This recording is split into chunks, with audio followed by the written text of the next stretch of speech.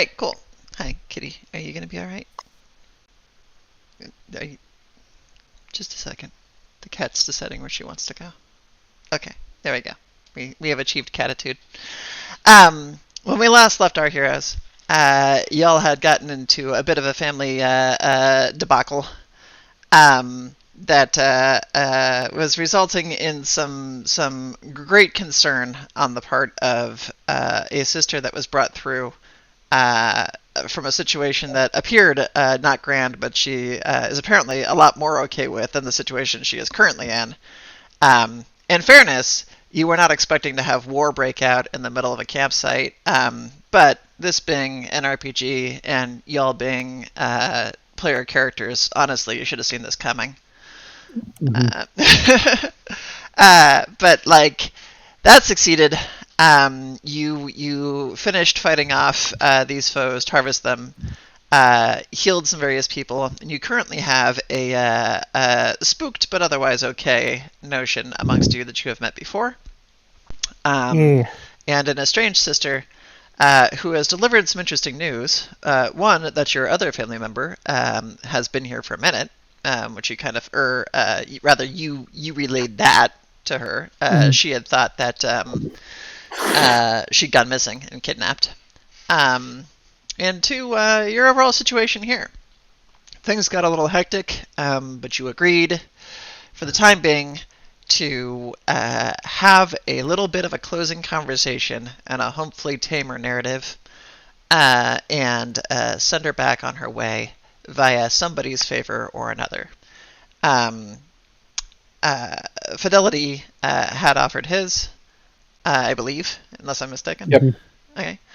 Fidelity had offered his, and a generous offer it was. At present, nobody has kind of spoken up on whether or not that's going to be used. I don't know if a conclusion came out of that. No? Did anybody decide if that was going to happen right away, or I think you're waiting until after they converse for a little bit? Mm-hmm. Okay. Yep. And then the two of you stepped off into the woods to go have a little one-on-one. Yeah, I took her to my memory. Oh, right. Yeah, that's right. You stepped into there. So those two have dipped from the scene for the moment. We will hop to them shortly. In the meantime, back at the campfire, you'll have a couple half-dissected bodies, a rather shaken-up notion, and a fitting campfire, and a little bit of cleaning up to do.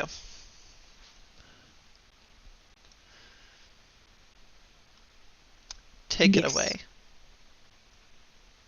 I'm going to give myself a favor. Good job, Messy. You did it again. Good job. Alright, I will work on cleaning up the bodies.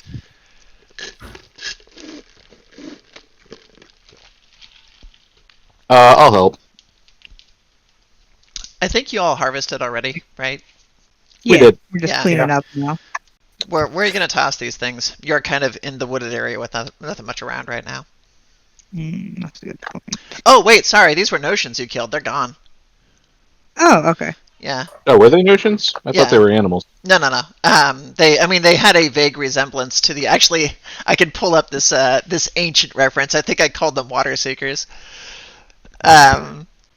Which was a notion, a reference that I think only George got at the time. Amazing. Y'all a bunch of nerds. This was a little animated. God, do we have any pictures of them? Is it that old that we just can't find any? Planet.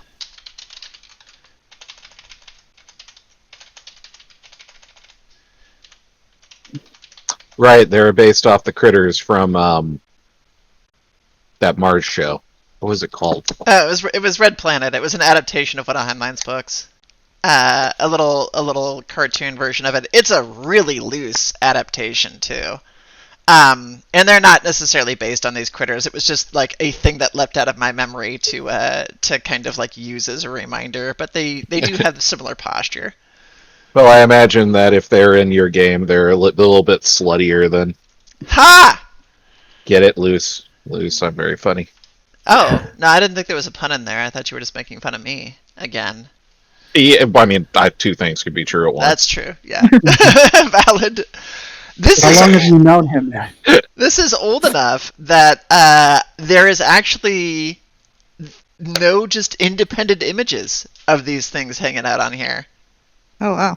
Yeah, I mean, the actual series, I think, is on YouTube. 1994 miniseries. Yeah, the series is here. I was going to say, this is only from the 90s. I can find individuated pictures from Rubik's The Amazing Cube. I'm pretty sure that. First of all, why were you seeking Rubik's The Amazing Cube? Because it's super obscure. And it's hilarious when people find out about it. That's true. I don't even know what it is. I do, however, now have a screenshot of these creatures that I was thinking of, and that will do for now. I'm going to toss it over here, and it's going to go into there and be this. But yeah, they're just sharp-looking monstrosities, if I recall correctly, and it has been many years since I've read this book. They look nothing like that in the book. But I think they fully changed a lot of stuff when it came to the animated adaptation. They often do. Mm-hmm. Mm-hmm. But yeah. So you had killed these things off and harvested them, and the rest of them had kind of poofed, or rather splatted, into loose ink upon the floor. And is now soaking into the ground like so much blood.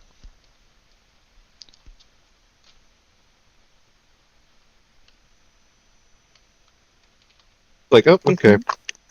Just go ahead. Do you think we turn into ink when we die? I don't know. I'm never going to die, so I don't think I need to worry about it. Well, neither am I. I haven't died yet. I always come back. As far as I can tell, you just kind of disappear. That's fair. And then you just kind of come back. I hope it continues that way. I like coming back. Yeah, me too. He just kind of like rubs the leg that he had replaced. Does it hurt? Like, no. It's just weird that I completely lost it and it's completely fine. Ambrose says, "Does it hurt?" you take a breath and say, "Every time."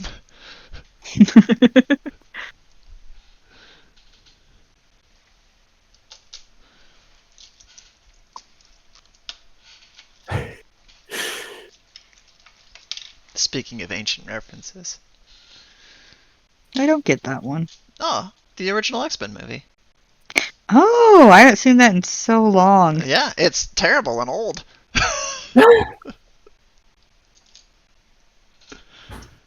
The only thing I know about X-Men is that Magneto was right. I mean, also true. But in this particular case, it was Wolverine in the car being asked if it hurt when the claws came out and giving a somewhat thoughtful answer. Yeah. Yes, y'all can converse if you want to, otherwise I can move on. I didn't know if y'all wanted to have a scene here. I didn't have anything else planned. I imagine Vinces are lying curled up somewhere, occasionally moaning in pain. I'll be hanging out close enough to them that they'll be healing from me. That's true. You are gaining aura. So over time, you're starting to feel a little better. Your chips and scratches are sealing back up. Oh, that's good. Every once in a while, you and your better half can like argue over who gets to sit in the aura. There's room for both of you, but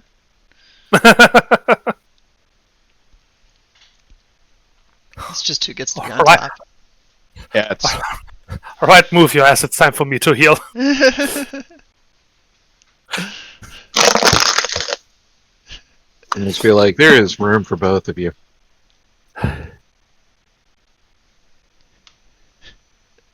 Not every cramped space is physical.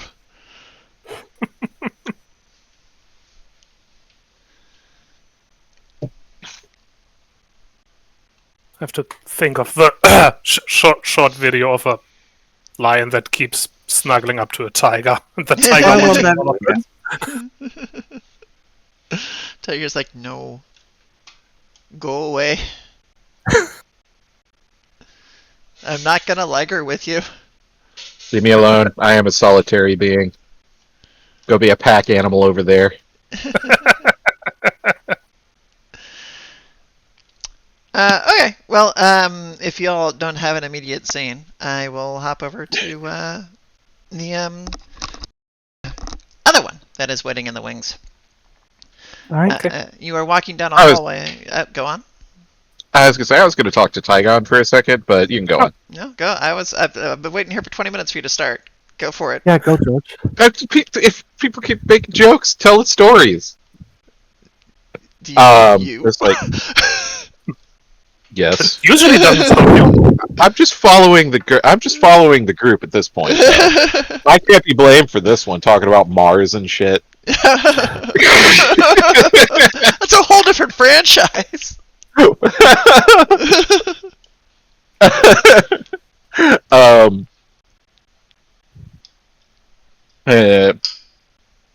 like how about you two? I don't think they're as bad as everybody says they are. See? Move on. Can't blame me. Exclusively. And it's like, what about you two? Or you? What I'll about us? I'll nudge a lion. It's like, what do you guys think happens if we die? Which I'm never gonna do. That's the spirit. I don't know. I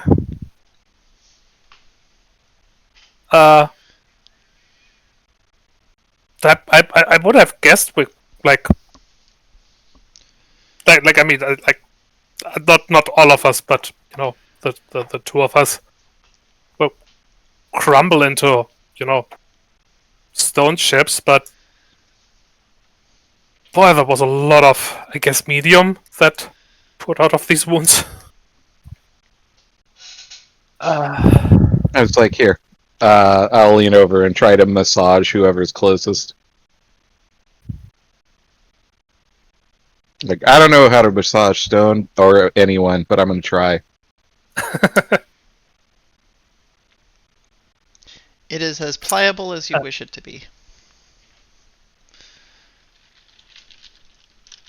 I'm gonna say it's at first when you start it is like stone, but then as you start, as you keep massaging, it starts to behave more like flesh. It's like, that's so cool. You just gotta like Does this work do that anything? knot out. You're just like pounding on it, trying to get the.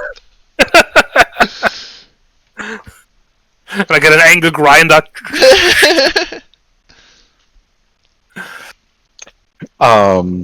Does this do anything for it? Does this work? Give me a moment.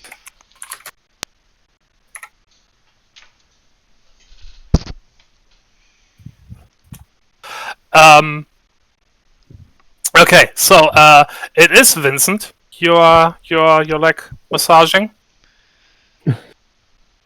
and he's not replying. Just closing his eyes and starts to rumble. Then Vincetta, smiles a little. Says, I think it's working. Duh. It's like, you want me to get you next? It's Does impressive. this work for 'cause both of you? I don't think lions can purr. Nope, they chuff.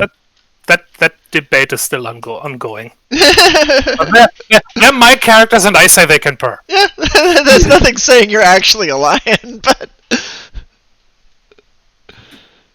He's a lion close enough to be in my healing aura. mm. You have succeeded in lion purrs. I'm very curious what the D6 represented. Just which one it was who got the massage? Oh, How many okay. inches? I was like, there are How many 6 inches? options for how this could have gone. It's how many inches came out. No,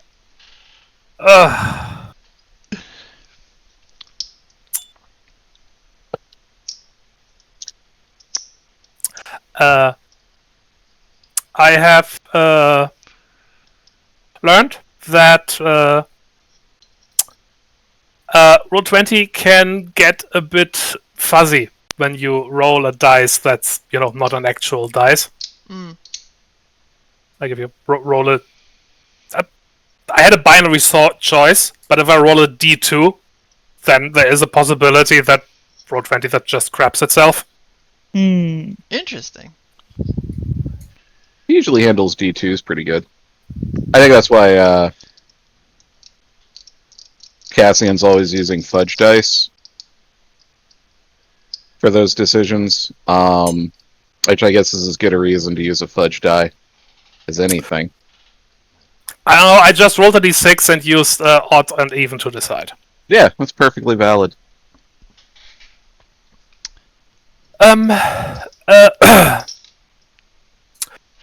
Anyway, but Vincetta kind of lays down next to Vincent. And just, yeah, I'd appreciate that. After a while, I'll switch over to her. I can kind of feel it, but it's not quite the same. It's so weird.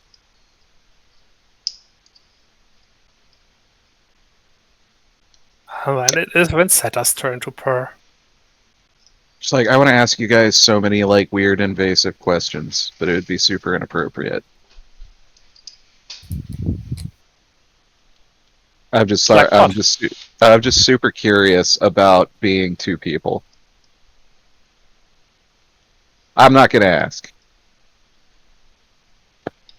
I'm learning to keep my mouth shut as much as possible. This is as much as possible.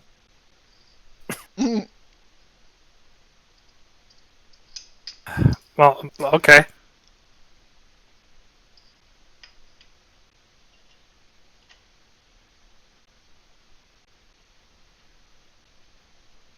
Just I keep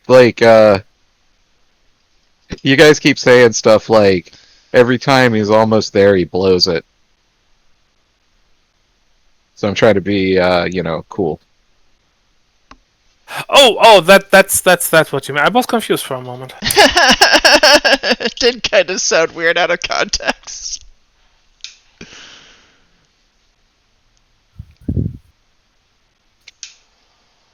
It's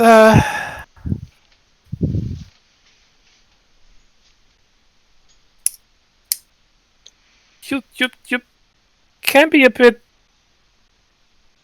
weird, I guess. Although, in this place, who can tell what's actually weird? Sorry, I don't know. I'm just trying to be a bro. I'm trying to be bro? Friendly. Affable.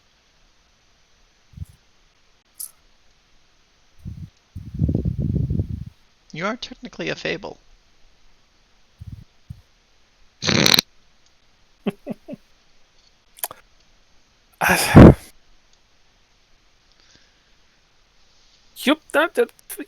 You are nice enough, Fidelity, but just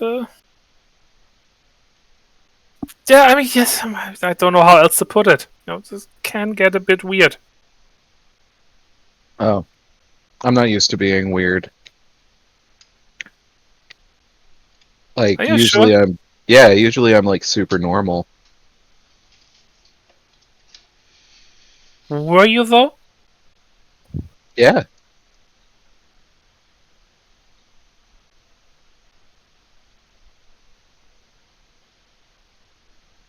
Because I'm getting the feeling, from what we've heard so far, that usually the people who end up, us, muses, we're never really quite normal.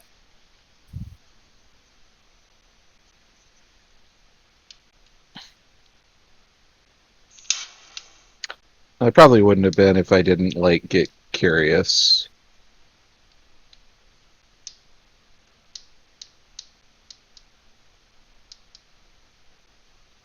Too curious,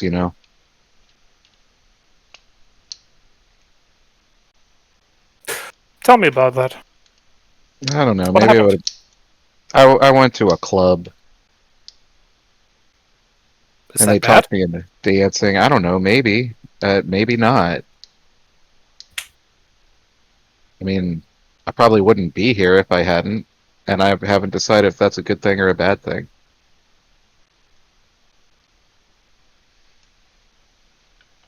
Did you have fun? That doesn't really matter, does it? I mean, I can't imagine what my dad would say.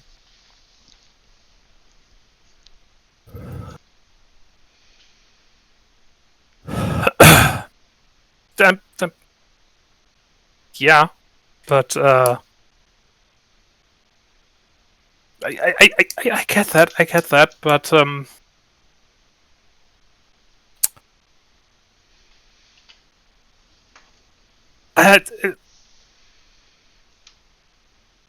look around you. Look where we are. Look what we are. Does what your dad say really matter? Yeah, he's my dad.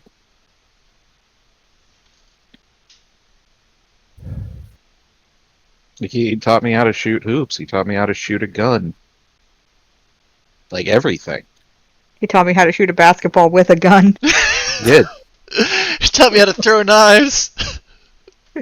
Now I'm gay and I throw knives. Okay, and I throw knives.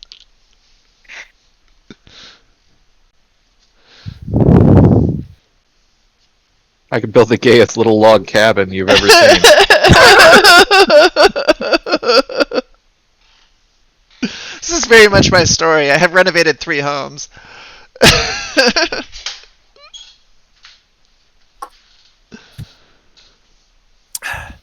I didn't know you were just playing messy, George.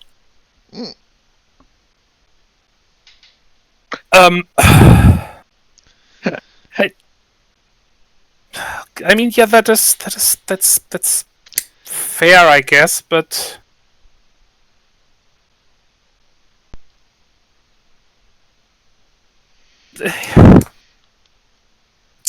even if your father disapproved, what's he gonna do about it? I don't care what he does about it. Then what does it matter what he'd say? I mean, he can't do anything about it. Nobody can.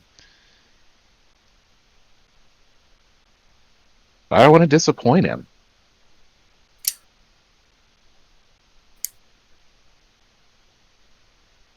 I mean, he didn't do anything to have, weird Nancy sons.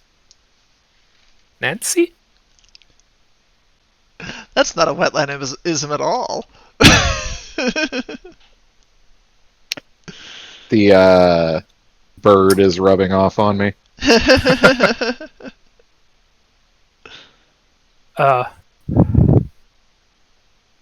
Just I get it.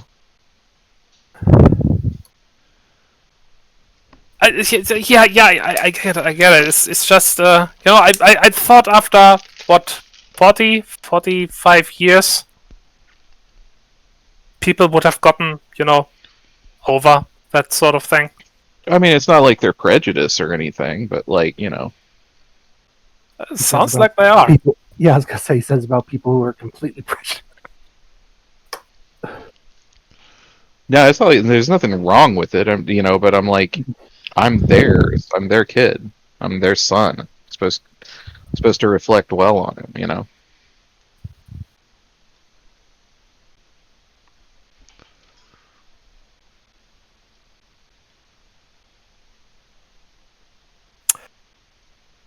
Not okay, like, you but know, Mhm. not like, look at this. Look at how skinny I am now. Do you know how much more muscle I used to have? He says, standing up, showing up an extremely grabbable waist.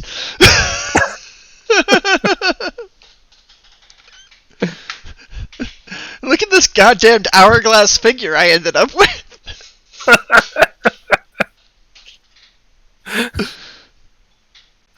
It's like, I think you look very good. well, I mean, thanks, but like,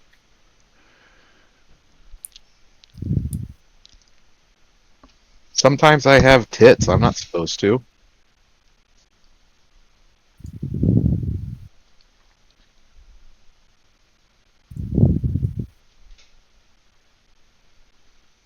But like, I mean, I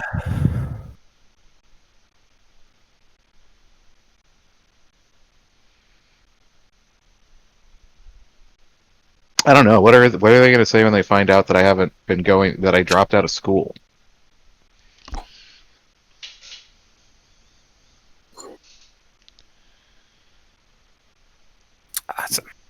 Okay, yeah, that I get. My parents would have been very disappointed.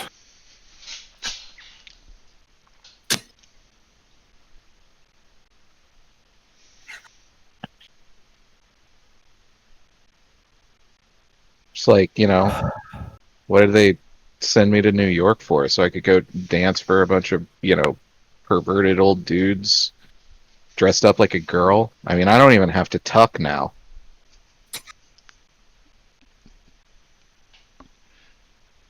My body is weird. Look at us.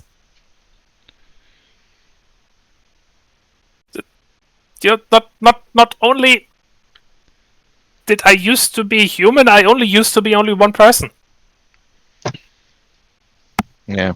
I don't know. I just can't shake the feeling that we're gonna be in a lot of trouble.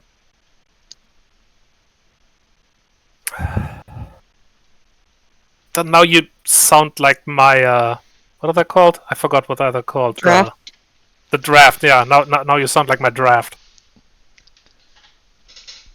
There is an echo in your mind of that memory. I mean, by the sound of everything, yeah, we're probably gonna be in trouble. But also, at least this is the impression I got. Getting into trouble is kind of the point of what we are. We're supposed to make things interesting.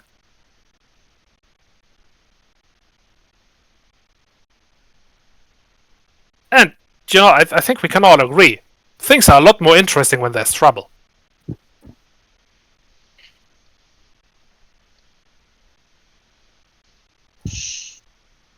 But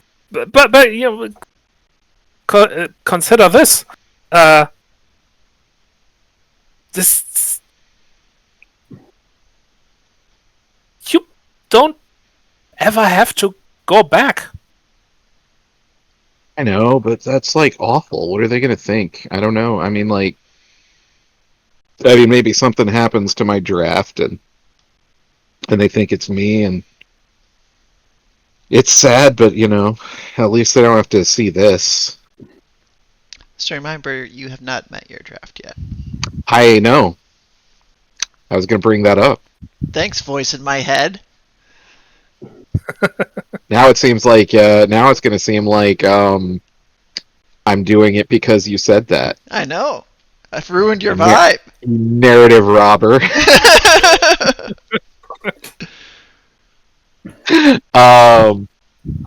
And it's like, or maybe I don't have to. Maybe it's just like,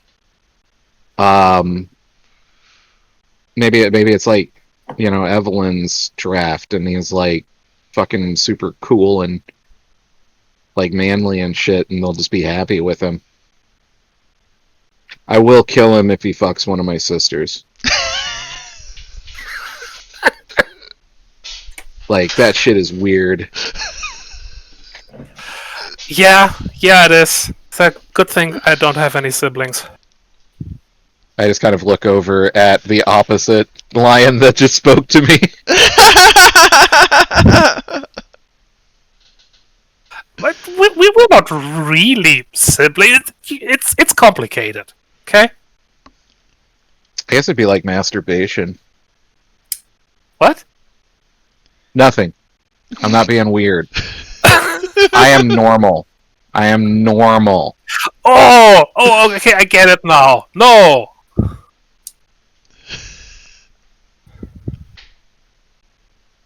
Vincent is like, No? no.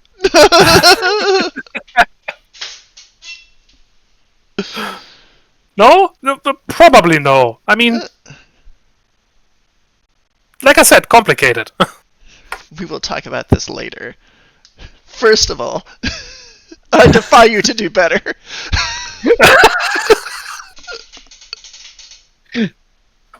You keep saying no, but I'm still saying 2. That's a joke that only works if you know German. I should have said, you keep saying no, but I still only see zwei.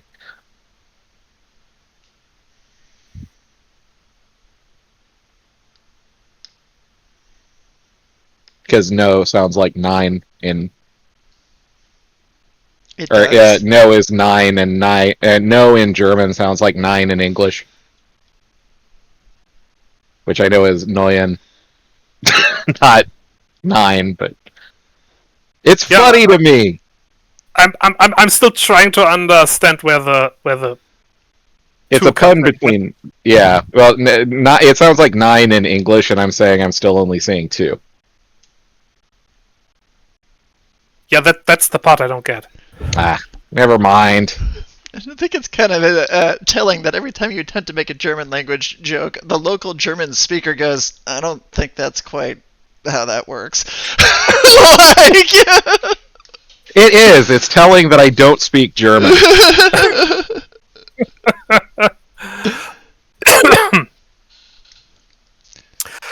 Okay, yeah. Okay, yeah, I'm not a psychiatrist.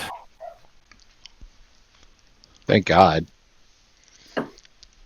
It might be helpful if I was. It might be. You'd probably just tell me I'm gay.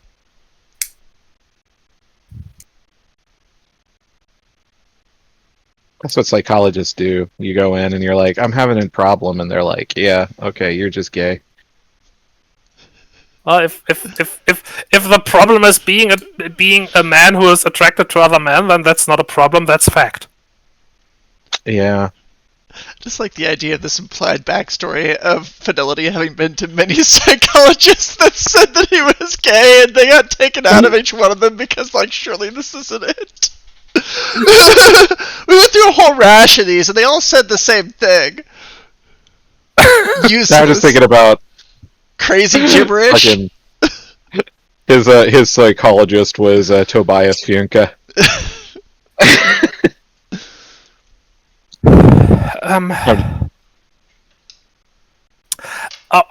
Okay. So,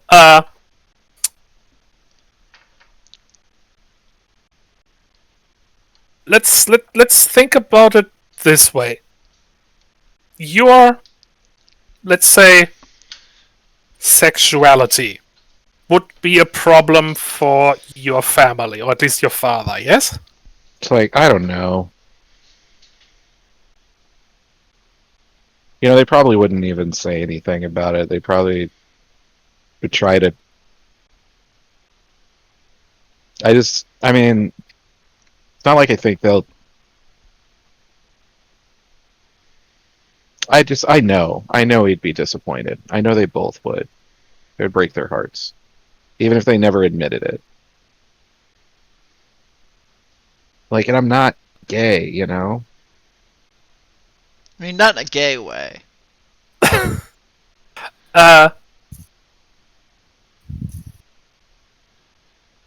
why not? Well, I mean, like, I've been doing a lot of sleeping with Evelyn, and it's real easy. And Evelyn is not a dude.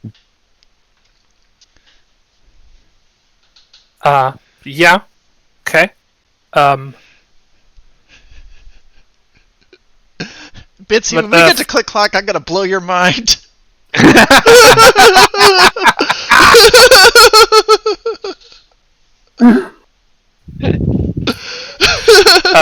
90s kid just pulls out, there's this new thing I saw in Time magazine, it's called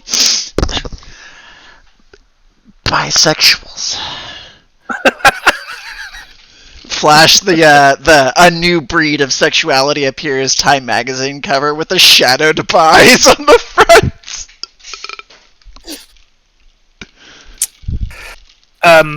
Dubai, it's not just a city. It's a statement.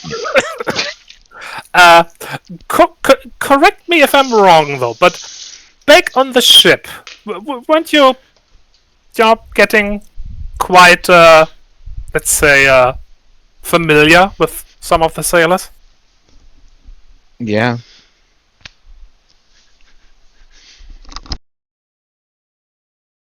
And you did notice that most of them were men, yes? Yeah. But, like, one of them thought that I was a girl. I think I had tits at the time. I don't even remember. Uh,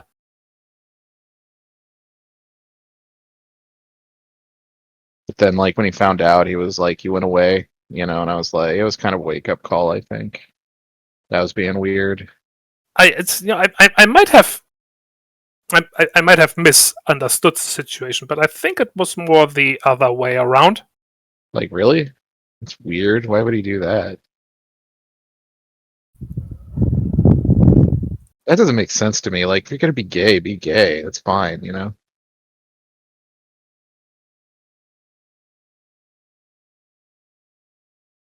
Yeah, he thought you were, male, but you didn't quite 100% look like it.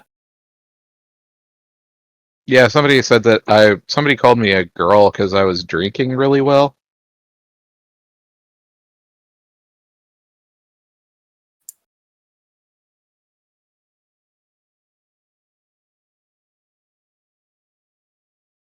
Anyways. Regardless, my point being is that would you be opposed to having a sexual relationship with another man? He just kind of like shrugs, kind of not looking anyone in the eyes.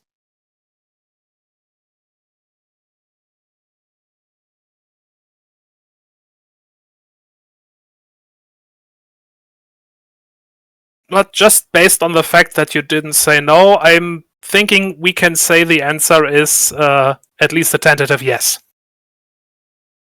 Like, man, I don't even know which way is up anymore.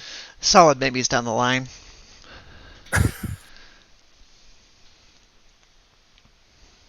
Okay. And The point I'm trying to get to here, which I probably should be more efficient at, but like I said, I'm not actually a psychiatrist.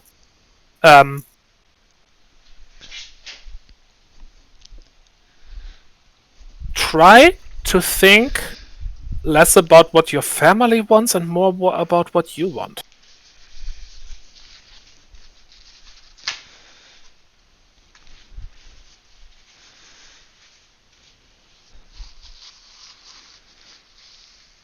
I know how that is rich coming from me, but here we are.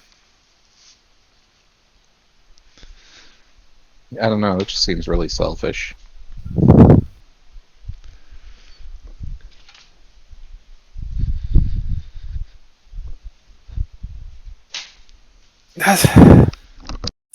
Maybe it is, but you are here. You are dealing with this whole thing, with suddenly being well, not human anymore, with having to fight monsters and save people. You, not your family. I think a little bit selfishness is it's fair.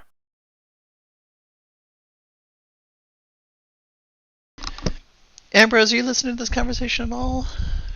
Yes. Are you looking to interject? You are in the same scene. Oh, that's fair. Yeah, give me. I don't know what to add. Ambrose is just like, worrying about what your family thinks, that's dumb. Just become a boy. Ambrose will be like, it should not matter what other people think. I feel that Jean-Luc struggles with the same thing. He talks about, the prelacy as if they're the same faith that his family followed back in our time. And I think with the dawning realization of what we are and what we can do, it's a little silly to worry about that. You should just enjoy being who you are.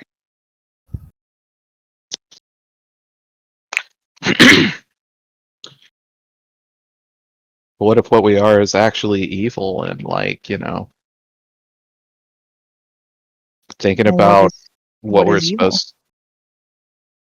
I don't know. Well, if you can't identify it, then it must not be what we are. That's not how it works. I think it is. You're a bee. I'm a boy. Well, I well think then, tell me, what is evil? I don't know, stuff that doesn't please God. Like we Oh. might actually, guys, we might be demons now. That might be what we are. Like we're all still good people, but why is that? I mean, what if we do something? What if we start doing stuff we're not supposed to, and that goes away? Unless you forgot, we have been talking to the messengers of gods, and they gave us gifts, so I think we're good on that front. That's like textbook Satan, like getting you. Excuse me. That's like textbook. That's like textbook Satan getting you off guard and shit, though.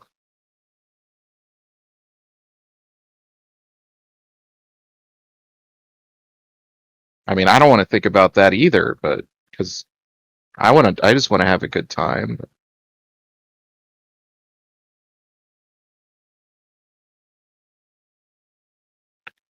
Well, then don't think about that and focus instead on having a good time.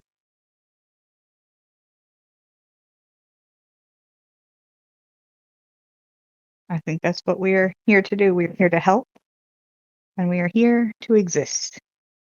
And I don't think we can exist if we're living in fear of what we are or what we feel.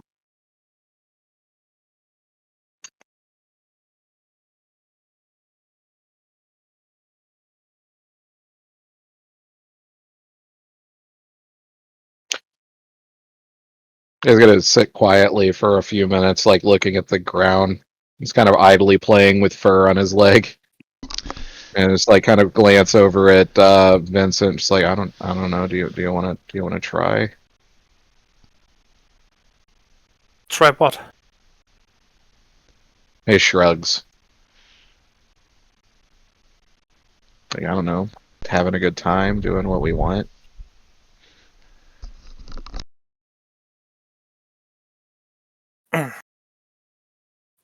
I honestly, we have been. He's got to relax a little bit. Like yeah, you're right. It's kind of like nervously ruffles his hair back. It's like, yeah, we've been having a great time. Um,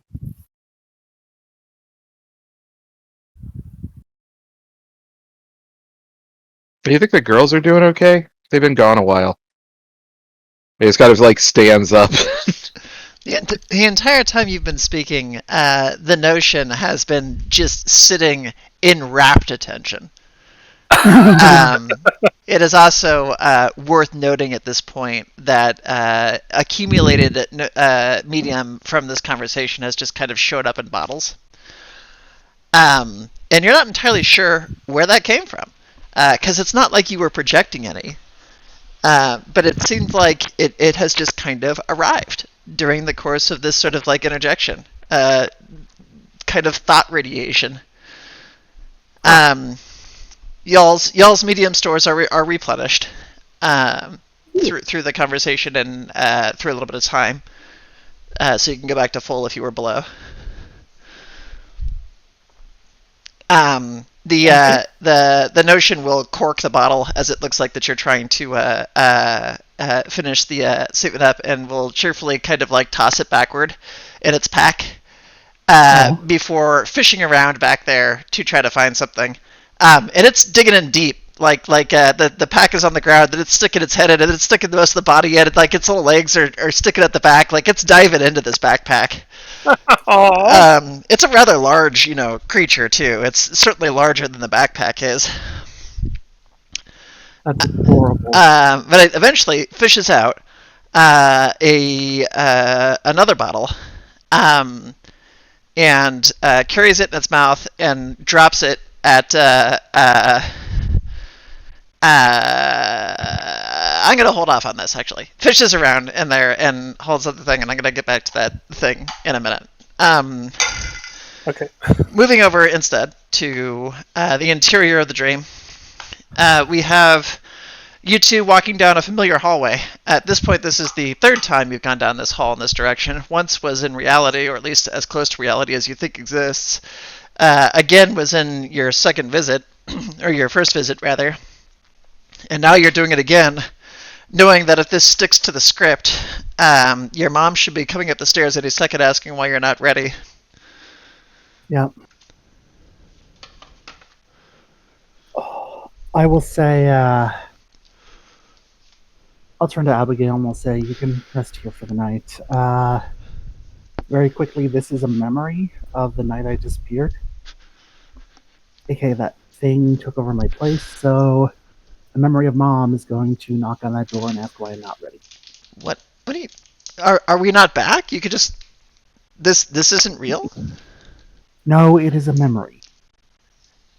And memory Mom is just gonna knock on your door. I will make my best sick sound. But...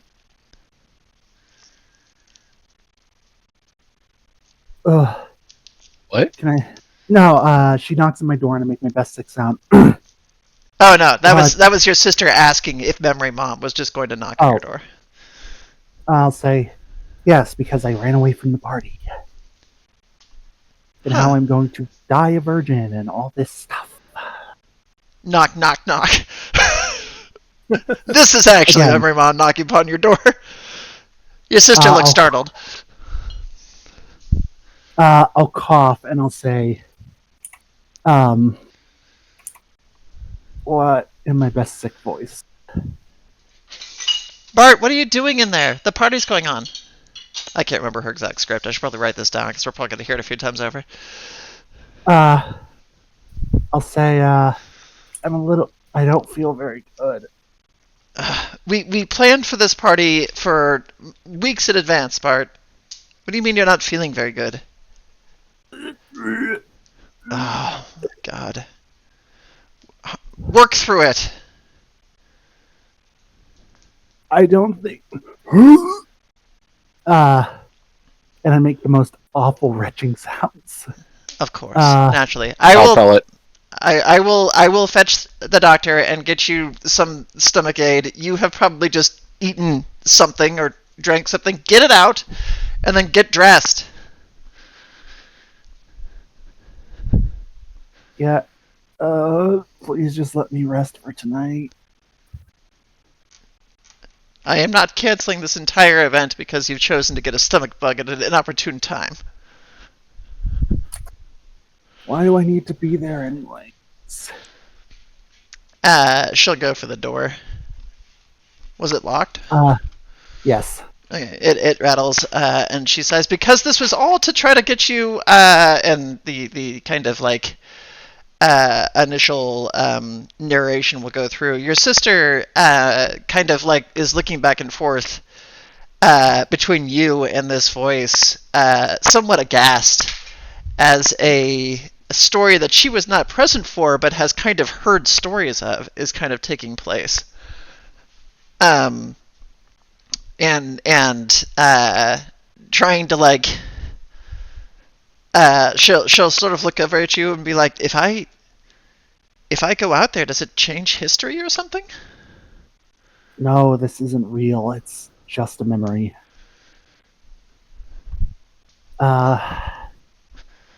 This is just an echo, I think. That's how it was explained to me.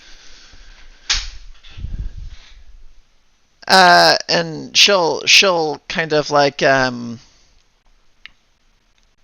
sort of watch as your mom continues to go on at length about how this event was put on for your benefit, before exasperatingly departing and say, "Find a way to sort yourself out in the next half hour." And you will hear kind of angry footsteps depart down the hall. I'll sigh and I will, sorry, pardon me. I'll sigh and I'll say, so yeah, memories. It's the memory of the night I fell through into the gallery. And that guy took his place, who apparently is irresistible to women. Ooh. She makes a face. It's a somewhat difficult face to discern, although you can roll for it if you wish. I'll try. I'm going to call it community perceive at difficulty. I'm going to make it 4. Just by virtue of the fact that I don't think your character currently wants to read it accurately.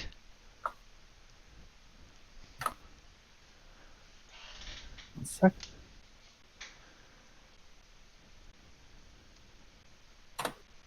Nice. It's just for a brief second. It definitely seems like disapproval. It's defensive. In a way that is kind of difficult to internalize, because it definitely seems like she's looking to kind of defend what you are interpreting as an evil being, or at least a not benevolent being. She doesn't say anything, though. I see that and I kind of perk up and I'll say, wait, are you defending that thing? I didn't say anything. Well, just remember, it tried to kill me. She sighs and holds up a hand and says, "Yeah, so I heard. According to the story on this end, you tried to kill everybody else, so I don't know where I'm supposed to go with any of this." I just tried to kill it because it's dangerous.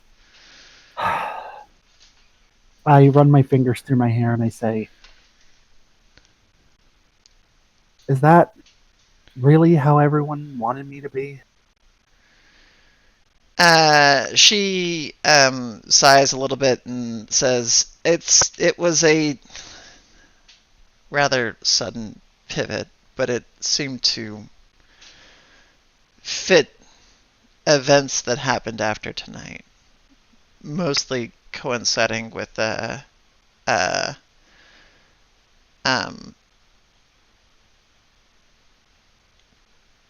I'm gonna get it.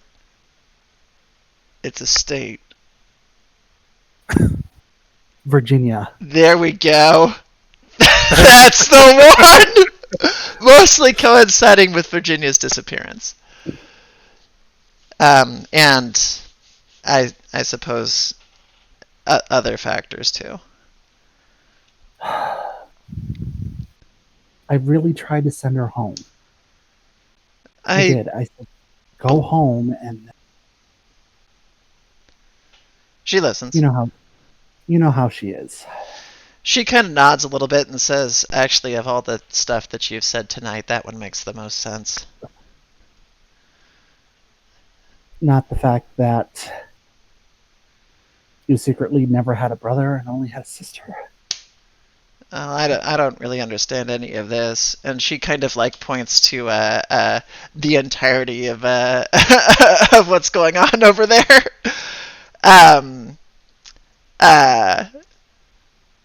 What was that? Oh, that was the How to Train Your Dragon. You just pointed to all of me. But she sighs and says, I suppose that makes a bit of sense too. I don't know. And she kind of gets up and paces around a little bit and says, I'm not. I had a job that I was supposed to help do with you that had at least an understandable scope.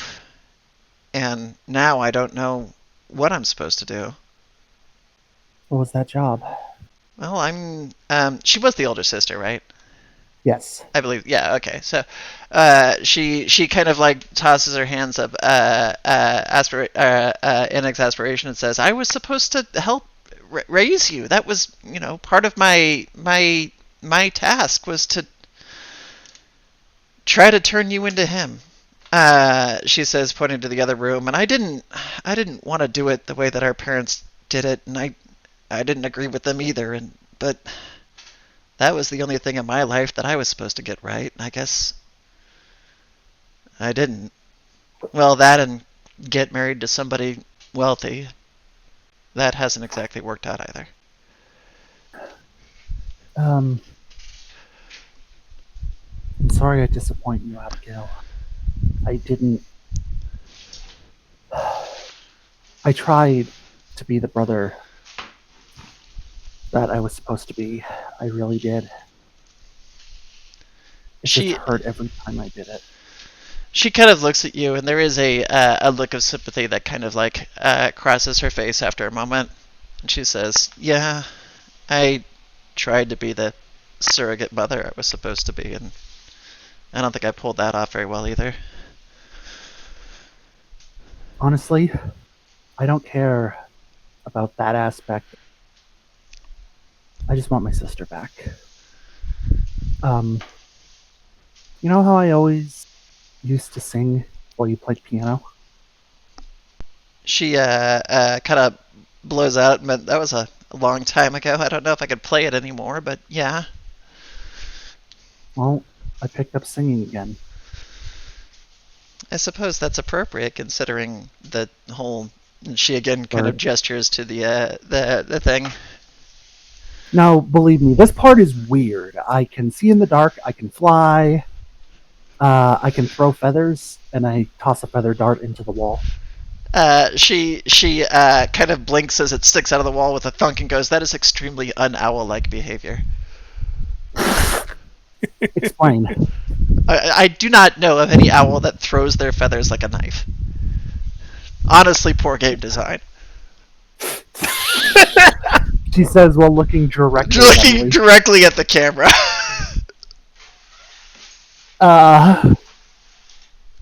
And I'll say, well, I'm not exactly an owl. I am. I already explained this to you. Look, if you want, I'll deal with Memory Mom, and you can sleep here tonight, and we'll send you back in the morning. Back here, back to a memory. Back to the real version. Is that can you come back? Can you? I guess you can't. I tried. Two things about that, Abigail. I tried. That my draft tried to kill me.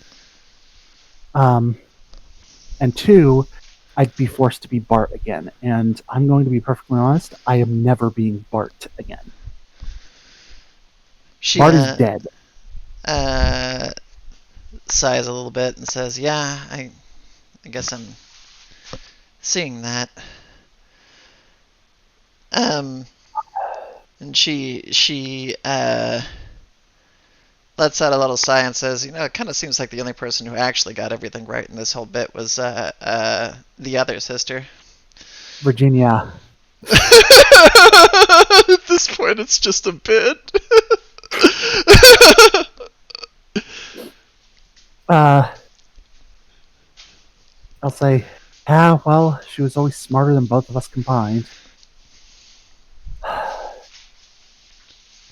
I will be right back. That's fine. I'll say, I actually kind of started to find my own family. I'm actually in a relationship. I sheepishly tapped two of my claws together. She blinks and says, "Has there been, like, some kind of time thing I'm not aware of? You've been gone a week." No. Well, it's not really a relationship. It's a situationship. It's, the skinny deer fellow. She just kind of, like, blinks a little bit, and says, "Does it have a family, or is there a house we should know about?" She's asking about, like, lineage. Oh, I'll say, no, he's a kid originally from, the Midwest in 2025. 2025 what? The year. The year, as in 2025. Yeah. Time doesn't works differently between Gallerie and the Canvas, which is our world.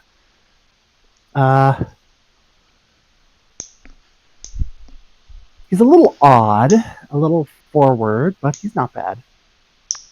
The Twin Island lions are from the 1980s, and the bee is from the 800s, I think, in France.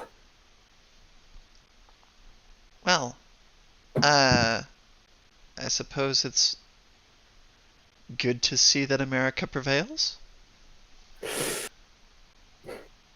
For now. How far forward can you go? Just to 2025. They call that the wet line. Why? Because that's as far as the patrons, those gods I mentioned, have painted so far. She kind of, like, sits for a second and then promptly decides, in the grand scope of things that she needs to actually consider, this one just doesn't need to enter it. Yep. This one just isn't a thing she needs to consider at this particular point in time. That is perfectly fair. And you can almost kind of see her lock all that in the vault. Kind of move back to the task at hand. And says, when you spoke to Virginia, did she say she was coming back? No, she said, just made me promise to visit. And then when I want to check on you two, I learned that she's already in Gallerie on the other side of the planet, taking part as part of a member of a local militia. She's they hire women as soldiers there? Yeah, anyone who can fight. She can't fight! I don't know about you, but I have the scars to prove otherwise. That's not the same as a war! She was. Also, you're a wuss! Okay. First thing first, she's not training as a soldier, she's training as a scout. And second of all, I am not a wuss. You flunked out of the scouts. Yeah, because I don't like bugs.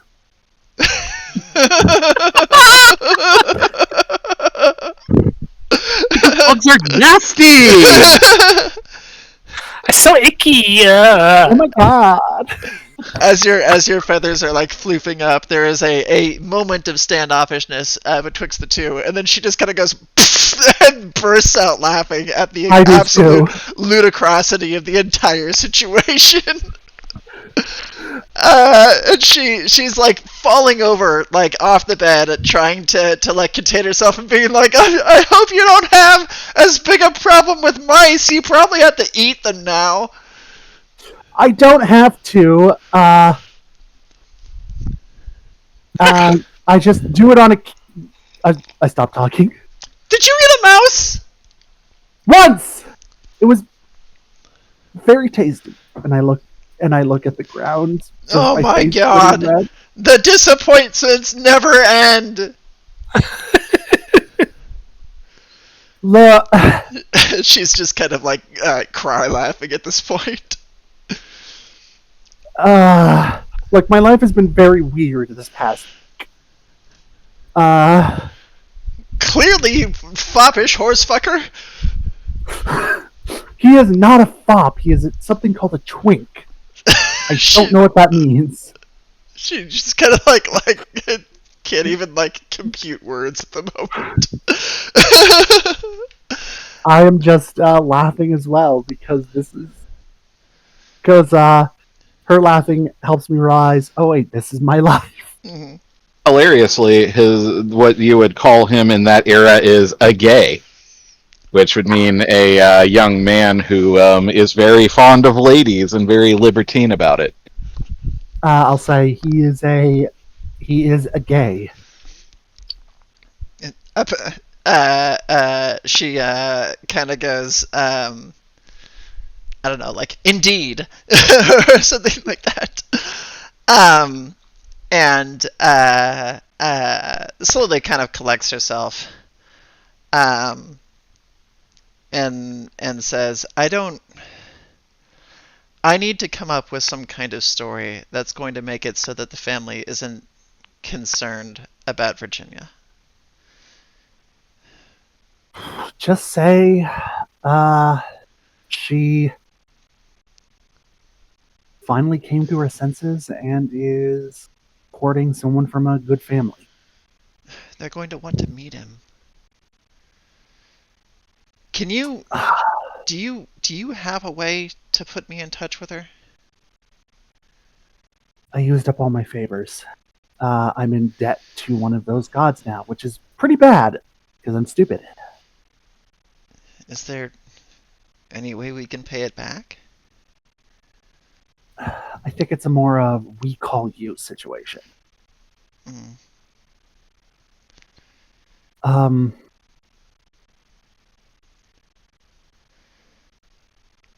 She was healthy, though. She was reading some raunchy romance novel. Of course she was. Yes, it seems in this world they have those as well.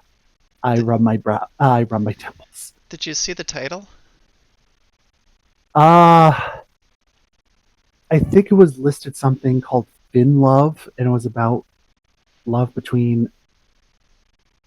So, in Gallerie, there are people who are mermaids. Never mind. You're changing the plot. I was gonna have her go like, that's where my book went. Well, I'll say, yeah, it was like some Regency romance novel, really spicy, with a lady with her bodice undone, pressing against a shirtless guy. She just kind of like holds up her hand and be like, "Say no more. I know the one." Oh, was that the one you were looking for? Before I left. She will sigh a little bit and say, I never could keep track of her. If she really thinks she can make it there, I suppose it's the one last thing she hasn't tried. Let's be honest. She was never cut out for, like, the life of a debutante. We tried to take her to one of the parties Mom and Dad set up once, and she dumped her drink on a gentleman who got too close and broke his toes when she stamped on his foot with her heel. She smirks and says, "No, maybe she can't fight." Uh, And says, "What about you? Would you have wanted to be a debutante?" She kind of sits back with a smirk. It's not all fun and games, you know. me. Could you I take on a more human appearance that the human appearance I do that kind of looks like I'd be if I was born different, and I'll say me as a pretty little arm candy and a prize for a rich man to win. Please. You know I have too much pride for that. Well, that's the nature of duty, she says with a bit of a frown. You have to swallow it. Yeah, I know. And it hurts my heart to see every time you and that dull husband of yours come around the pain hidden behind your eyes. She kind of is quiet for a moment before saying, "He's not around anymore." Oh, did you? I grinned scandalously. Did you get rid of him? She kind of looks over with a stern face and said, "I had a little help." Oh, oh, did my draft? Oh, okay, that I could do. Marry a rich guy and then kill him for his money? Perfect. She kind of like rubs her temples a little bit and says, "Well, I mean, it's not all that clear cut." Still, I'm proud of you. She kind of throws up her hands and say, "I'm not happy about it, you know. I don't. I wish it could have worked out differently." Abigail, I'm just going to say it because I never said it in polite company. The man was a bastard. Oh, I'm aware. He how he treated you and treated people around you. I'm just going to say I won't shed any tears. Well, he's gone now, I suppose, unless this magical world of yours brings people back to life, which if it does, she looks at you with a glower. I don't want to deal with that twice. It doesn't. Not that I found. She sighs and nods and says, "So now it's just me and his progeny." And she kind of looks down at herself. Oh. I was hoping that he had continued shooting blanks. She kind of shakes her head and says, "Well, at the moment, there was the thought that might be the family continuation going on, but the overall hierarchy changed recently." Mm-hmm. If you want, I can help you get rid of it. She looks somewhat aghast. I'm sorry. I'll kind of rub my arm. She says, "As it is, I have received some help in the form of assured finances and general assistance." Right. Yes, that makes sense. I'm sorry I ripped you out of my life, Abigail. You're my big sister. You're one of the few things I have left.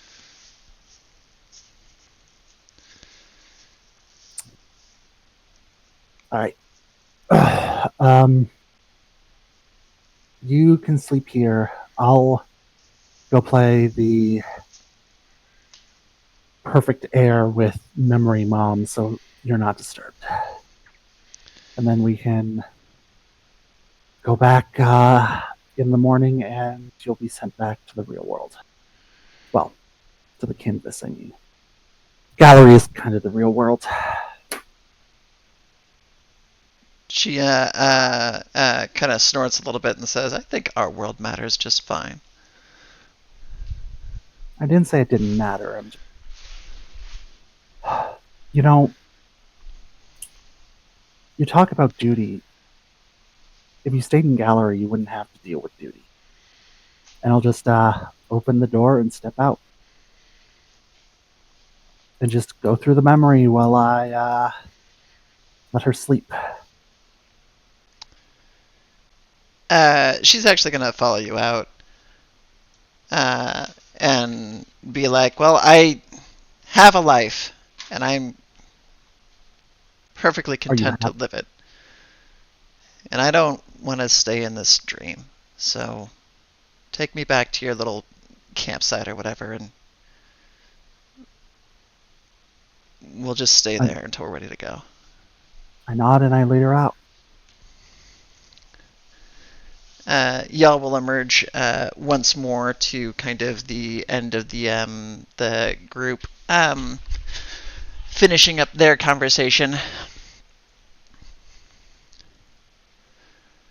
At which point the Notion, who has been eagerly listening to everybody's stories, is kind of packing up things and looking like it's trying to find its way.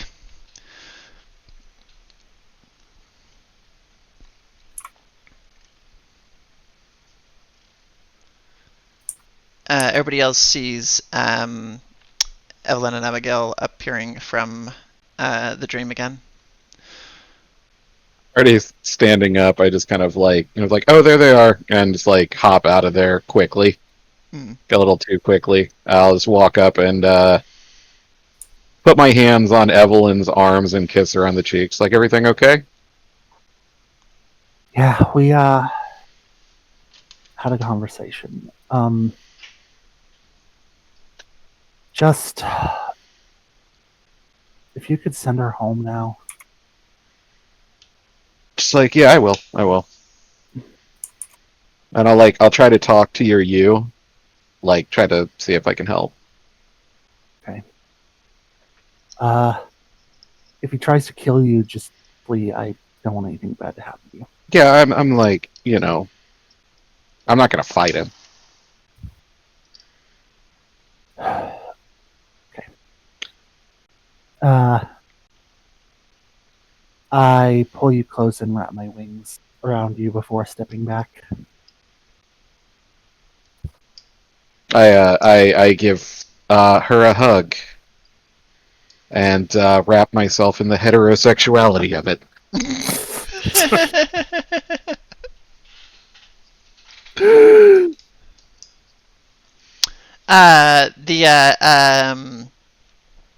As you're preparing to kind of use the doohickey, there will be a kind of tap at your heel.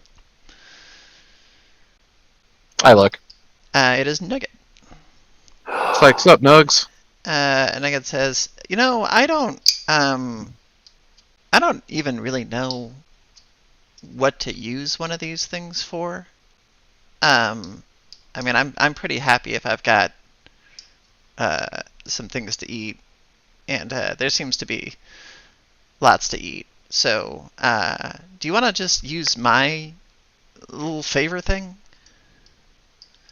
Just yeah, sure. And Nugget goes, okay, here you go. And without even necessarily really thinking about how this works, appears to just kind of rather than getting too esoteric or too in her own head about it, as any of the kind of human-born philosophers probably would, she's just yeah, I just give you the thing, right? And then it's in your head. It's like somebody chucks it in there. It's yeah, I got it. Just truth be told, I don't know what I'm going to do with it either. Everything I try doesn't work. Well, maybe at least, there's a thing for you to try. I don't really have anything to try for anyway. Yeah, I don't know. It's the kind of just like home. But yeah, I'll use yours. Thanks. Um.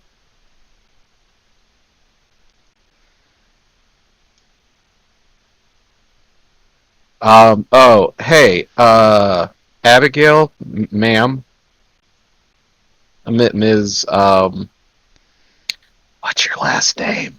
I lean over to Evelyn. Preston. Like Ms. Preston. Mrs. Preston. I need to. That's not her last name. She would have the Oh, that's right. whatever was the other. I don't know that we ever made one for the husband. No, we didn't. Mrs. McGillicuddy. She's old. She's well-to-do old money. There's no way she's Irish. Mrs. Varabirian. I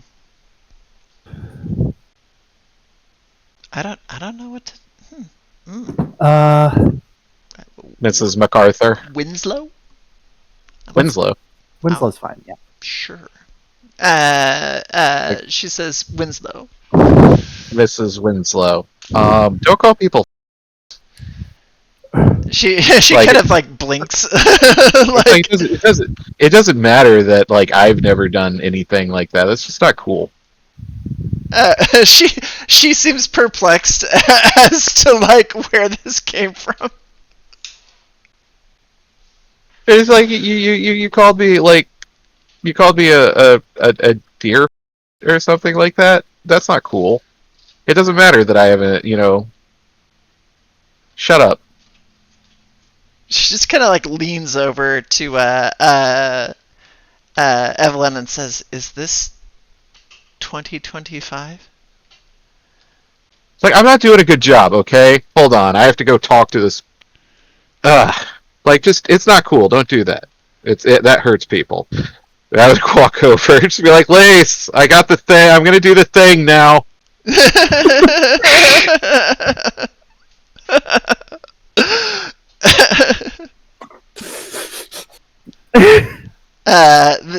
And she will just kind of like blink at you and be like, "This is not in keeping with family lineage." I'll say, yeah, it's called He's Fun. She should just lean over and be like, "Neither is my draft." Well, Yeah, she's not I'll the one who say has that. to progress that right now. There's an unborn child.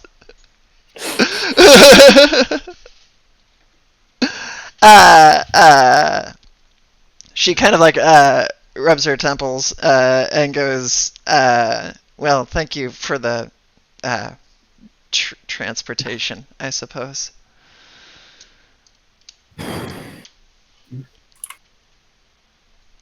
Go. It's like, we're gonna get off on the right foot another time, alright? It's been a day. You stop off into the woods in an attempt to find the situation again, and find yourself probably back to where you were the first time you used this favor. There is still kind of like sea foam in the dirt,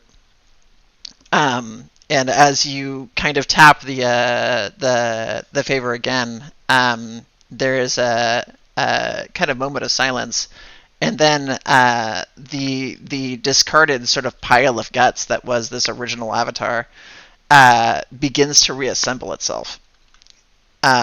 Just actively in front of you, starts putting itself back together, dragging just pieces of viscera and spiraled intestine and pulling them back together in this sort of like jellyfish-like formation. A lot of it's just torn up and disintegrated because it didn't seem to have much substance beyond like seawater and gelatin to begin with, but it's actively regrowing itself in a way that is somewhat disturbing, and begins to speak, but the mechanisms required to form words aren't necessarily there yet. So as it's trying to talk, they're coming out in hisses and whispers that are echoed in clear speech through musing in your head. So you hear a clear and crisp kind of sing-songy form, accompanied by a kind of twisted and garbled attempt at actual mechanical speech, as the assembly comes back together, and it simply says, "This one is here." I bite back, gagging. I'm just like, okay, I have a favor. I need a door opened to her bedroom in the Preston house, and the correct time and place to take her back from whence we took her, and I need it to close when I walk back into Gallerie through it. Are you transiting alone? No, I'm taking her with me. We will walk into the painted work. We will walk into the canvas, and then I will walk back out into the gallery, and then the door will close. The kind of mask of the face will sort of tilt sideways and said, 2 people, 2 favors. Like, one door, one favor. Incorrect. It's like, this is nothing for you to do, and you know it. The price has been named. Trying to heckle with a god. Heckle with a god. And it's like, I mean, your price was named, but it's like exorbitant. I mean, you want this favor, and it won't cost you much. Just, do the thing. There is no cost. Do you want the favor? There is a kind of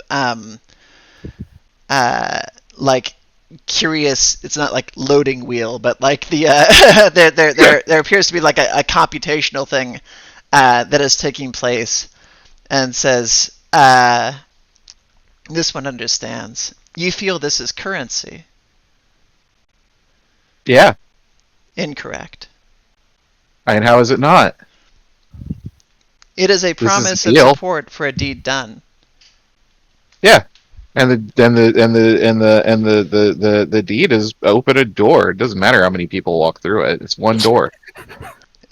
No, the deed the deed is what earned the favor to begin with. What is given for it is already said.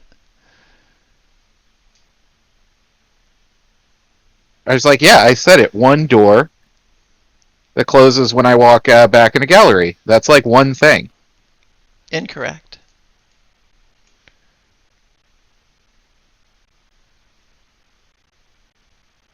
Yeah, it is. This one will depart. Fine. I'll give 2 favors.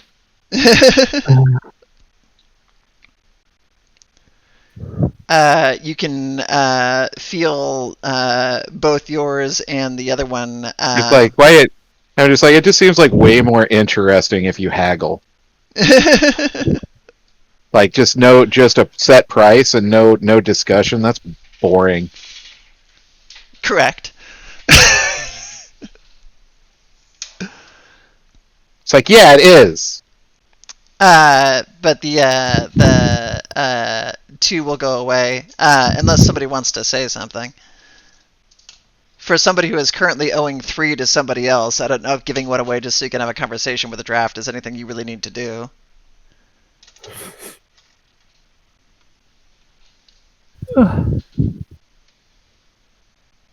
It's like, yeah,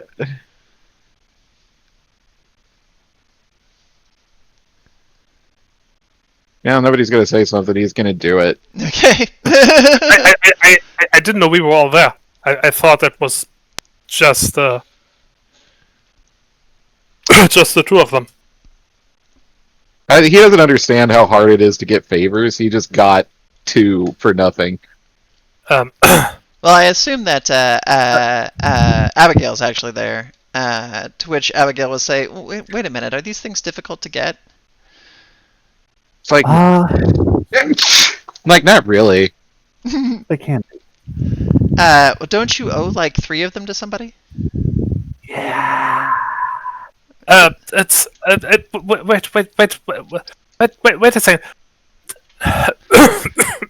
Fidelity, don't you remember how hard the sailors had to work to get these? It's like, remember how hard I had to work to get it. Abigail will just kind of hold up her hand and say, I don't see what benefit there's going to be from you attending anyway. It's not like having a giant glowing horse is really going to change anybody's opinion specifically. Well, I'm not gonna look like this. I'm gonna look like I would in Earth. I'm fairly certain I'm better off simply approaching this myself. The last time y'all were over there, it seemed to result in a conflict. Yeah, I know. That's why I kind of want to, Evelyn needs somebody to help look out for her. She doesn't have anybody looking out for her. And you're gonna need. So, this dude's like fucking pissed off. He's gonna want to talk to somebody on equal footing. He's gonna want to talk to a guy. Not sure he's gonna see you as being on equal footing. Yes. Or a guy, she says, kind of smirking. It's like, I'm a guy. And I am on somewhat better terms with him. So I will go hello. Thank you kindly. Listen to her.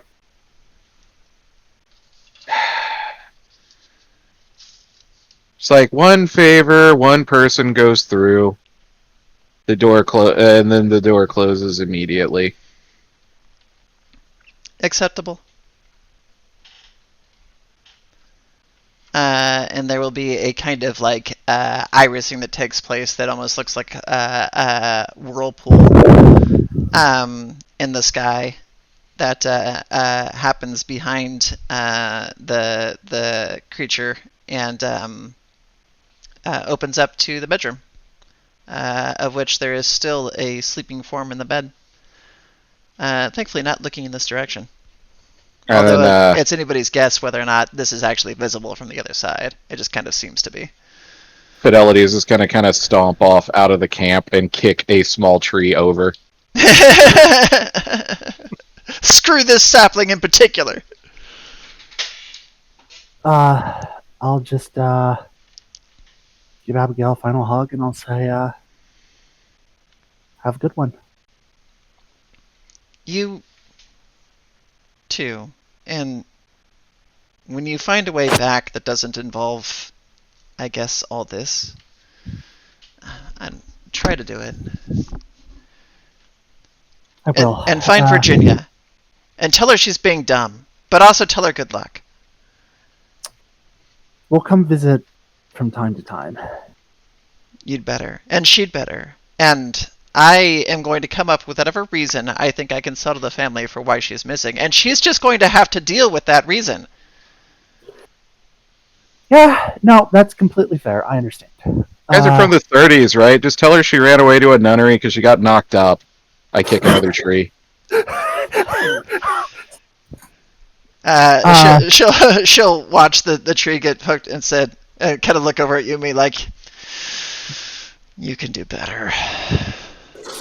Yeah, I'm kind of looking at the Vinces.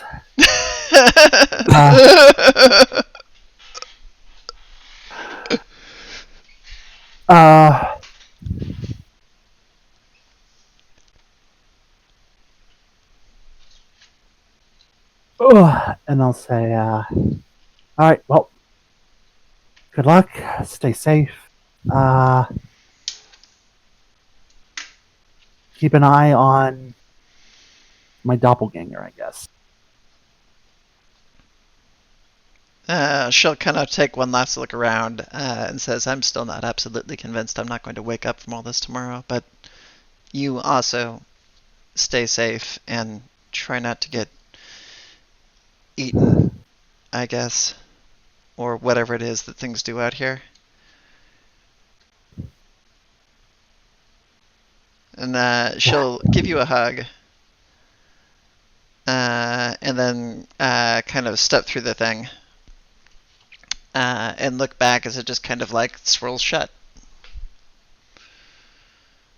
Once it is closed, I'll give a wave, and then once it is closed, I will turn to everyone and say, I'm sorry for all that. For all that mess. It's fine. They're your family. You weren't thinking straight. Yes, and now I owe 3 favors to my patron. Yeah, but which means you're probably punished enough already. 3 favors Yeah. are owed? Next time. Sorry, continue. Lise, who is actually still there, spoke up and said 3 favors are owed. To whomst? To... I wrote his name down. Can't 4. There is a kind of like slow spiral that happens. Owe 2 to me, and I will repay 1 to him. That's a good deal. That does not seem like a good deal. That's a good deal. That's 1 less you owe. Yes, but then I owe 2 to this guy, so then my total goes up to 4. No. No. It's like instead of owing 3, you will owe 2, but to somebody else. All right, Oh. fine. I agree.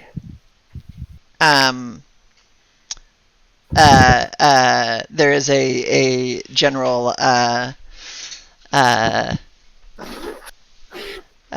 smile that kind of takes place from this sort of like a crooked mask that is on. And then we'll begin to kind of like drift away through the woods as though being blown away from the wind a little bit. It's vaguely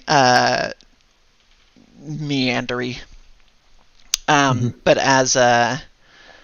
as she's kind of like passing through different tree branches and stuff, it's just kind of getting torn apart until there isn't much left anymore.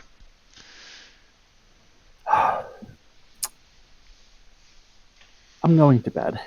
And I go and start to lay down.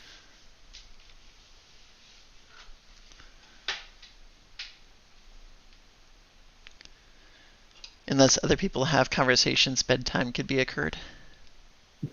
No, Ambrose is going to settle in for bed. I have one more thing. Mm-hmm. Because after the after the conversation between Fidelity and the Vinces, after Fidelity quickly exited that conversation, and anybody looking might have noticed like Vincetta nudging Vince and then whispering to him, and then an expression of understanding appearing. Oh. Also, a prime scene. However, as a character from the late '80s to early '90s, I'm a little disappointed that you didn't say. Well, I mean, there's an easy way to tell. Have you checked the length of your fingers?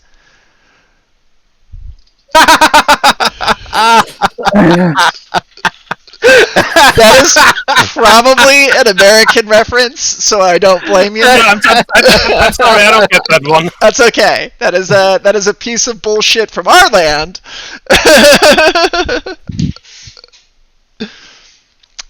Not to be confused with just check the way he looks at the bottom of like dirt on his shoe.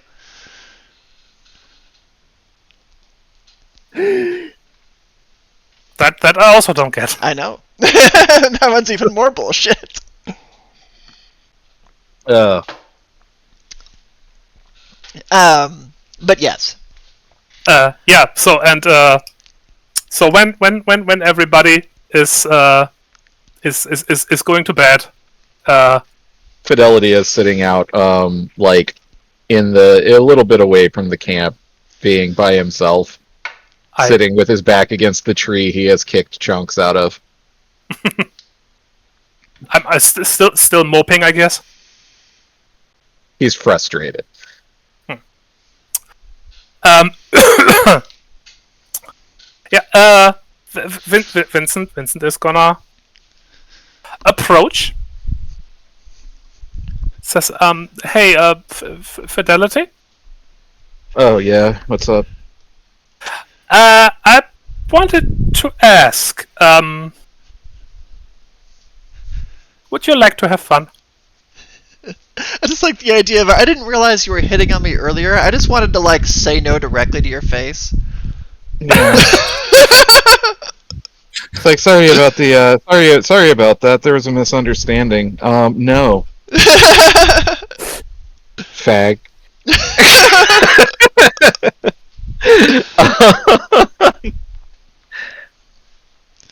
It's like, I mean, wait.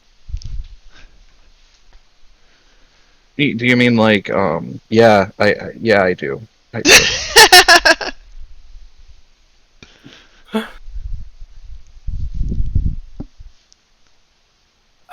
All right, great.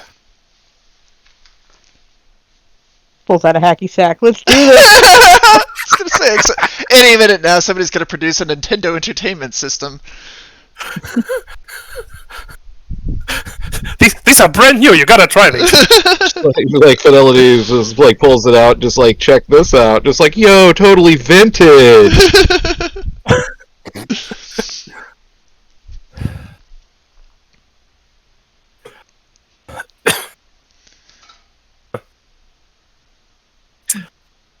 What does it mean? What does it mean? What's this knob? Channel 3, 4? Sorry, go ahead.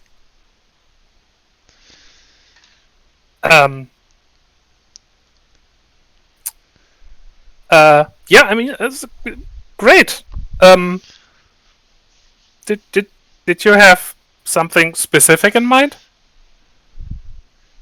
You know, I don't know. Whatever's cool. Is this like trying to be like look cool and casual now? Like, I mean, you know, whatever.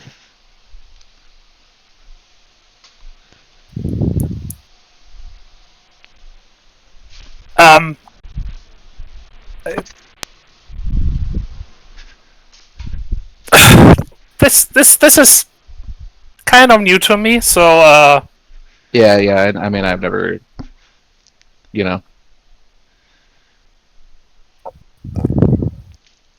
Just like the idea of Vincetta from behind a bush. Just fuck already! well, the beauty is she doesn't have to hide behind the bush. She can just see it through his eyes. This is the voice you're hearing in your head.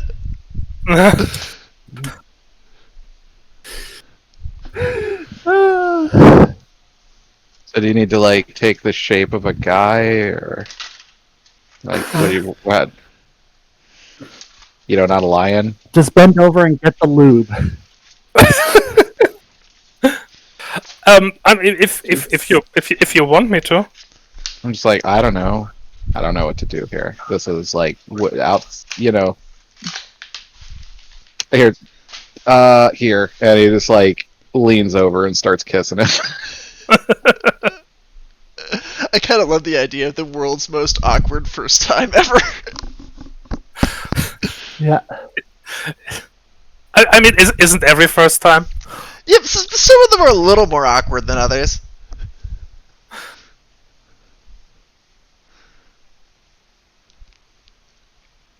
Yeah, so he's gonna stop thinking about it and just go for it. I just see what happens. You can either decide that yourself, or we can start rolling dice. What kind of check would you roll for that? Actually, there is a thing that I did once that I think would be very funny. You don't actually have to commit to this. I just kind of want to see what random chance does. So if you split this idea into like 3 acts, right?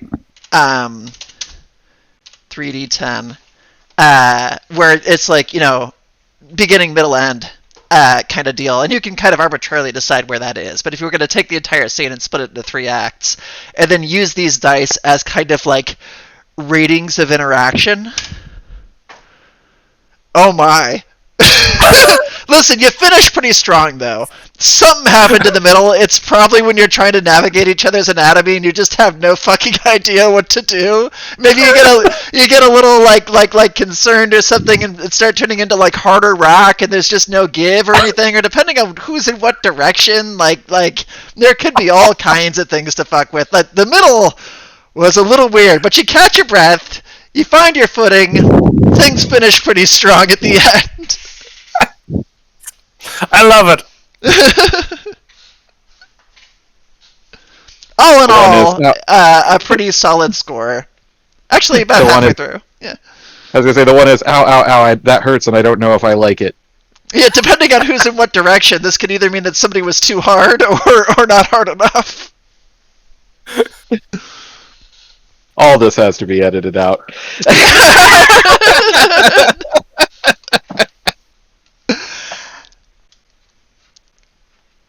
What's that? No, it's a 14 out of 30 potential, I suppose. So, middle of the line. It's alright. That's the first time. What are you going to expect? Mm-hmm. I think the one, rather than having an out of 30, I think the way to read this is that you had 2 above average experiences, one of which was leaning toward the high side, and the middle was a little rough. Yeah, I like that better. Or we just rearrange those and the one was, so what form do we take? Yeah, depending on how you do it, yeah. Also, you're not required to stick to this. I just thought it was a funny way to do something. I actually like it. Yeah, the dice tell I stories. think this is Yeah. quite funny. Yeah. Okay, but that goes through. There's various expressions coming through Vincetta's face depending on her proximity to this whole action. Whether or not she's stayed out of Radiant's range or if she's kind of getting this stuff secondhand. But yeah. Well, she is staying close enough so it doesn't get uncomfortable because of the distance. Right. And also, she is trying to be helpful in Vincent's head. Which could in fact be miserable depending. It's possible, yeah. Maybe that's what the one is. There's just too much distraction. There's a lot to process right now. Either join in or go away. Oh, hello, kitty. just in the middle of things, Winston going, "Hey, just gotta stop for a moment," and then kind of closing his eyes and just saying, "Okay, go away. This one is participants only."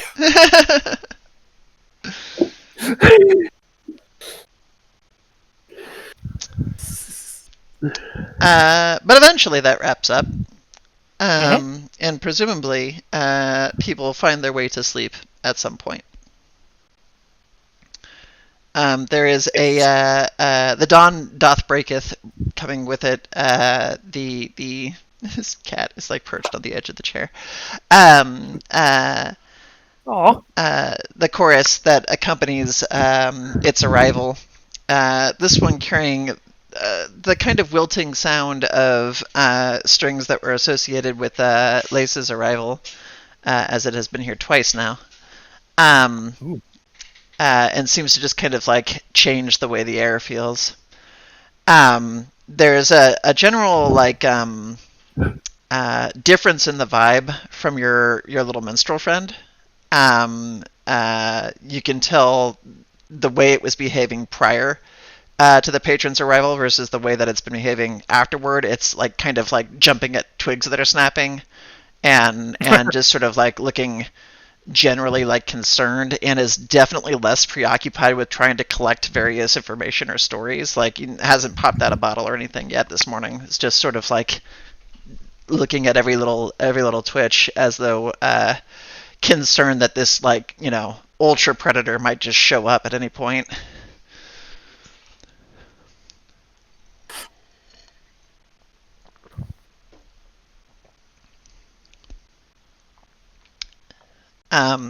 but as y'all try to figure out breakfast, it will assist.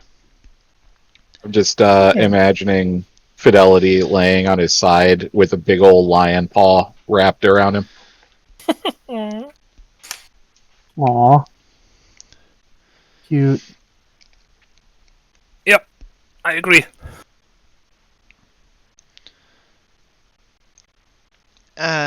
I'm assuming Ambrose is gonna work on breakfast.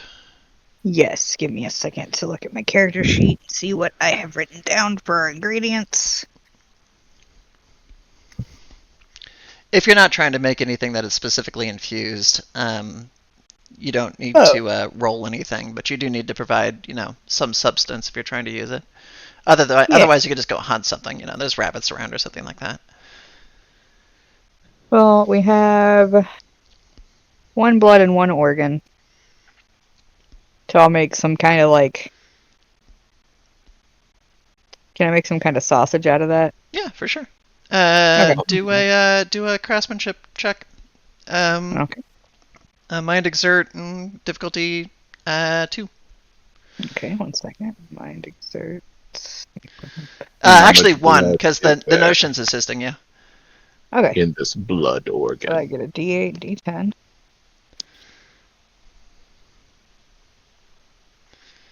Okay, you said Plus- blood organ. For a second there, I said blood orgy.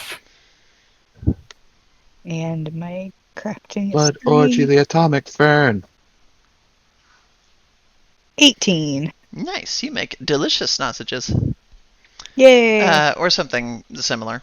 Yeah. It is assisted through your friend over here, who appears to be actually quite the chef. Apparently, being a notion that kind of lives out here in the middle of nowhere all the time, trying to collect stories from people, trading food is pretty good currency. Yeah. So some delicious stuff, provided with a great deal of extra seasonings that were provided by the Notion, just kind of pulled out of the pack. But you can definitely glean during this process that the kind of carefree nature that had been associated with this creature just kind of isn't there right now.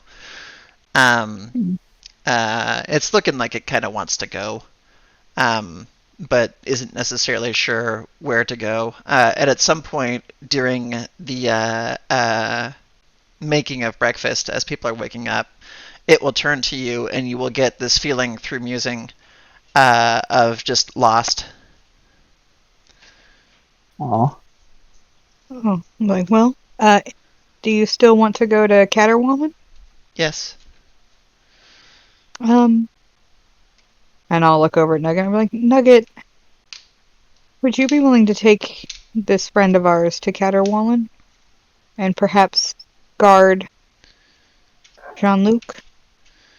Nugget says, I can do that. Thank you. It means a lot to me. There is a general relief that comes through the musing from the Notion, as well as kind of an expression of thanks. You're welcome. She will be a good guide. As it's packing up after breakfast, it will actually leave y'all with just a handful of good spices to kind of go on, and digs through and finds 1 bottle of various spices, and kind of appears to scrutinize it a little bit, puts it down, picks it back up. It's doing all this with its mouth, because that's kind of all it's got is the one eye and the giant mouth. Picks it up, put it back down, picks it up, puts it back down. Finally, it seems to commit to the idea, puts it back down, and looks over at Ambrose, and you kind of get this feeling through the musing of expensive.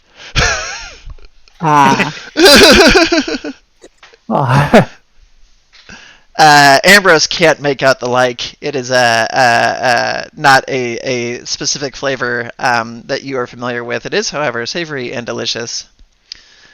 Depending on who it is that decides to taste it, they may be able to ID what's going on in there.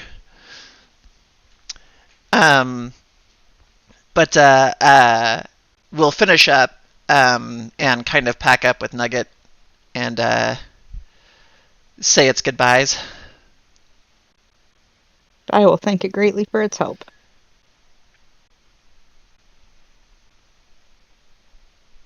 Somebody else want to say anything? I'll say, be careful, friend. I'll go give it a hug.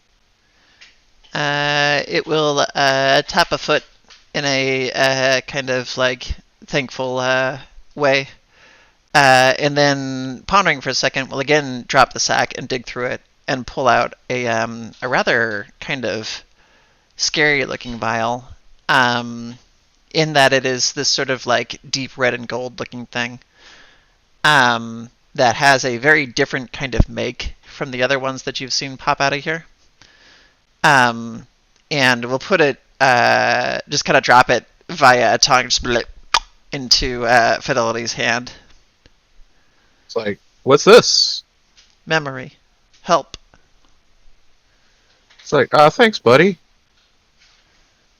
It's like, get back safe. And then there's the kind of response of affirmation, and will nod and hop forward before walking off, as Nugget will sort of like hop on its back, chicken on chicken, to travel off in the direction of Caterwallon. Chicken on chicken vibe. Bye. Tell Jean-Luc we said hello. Yes. Mm-hmm. And the two of them will depart.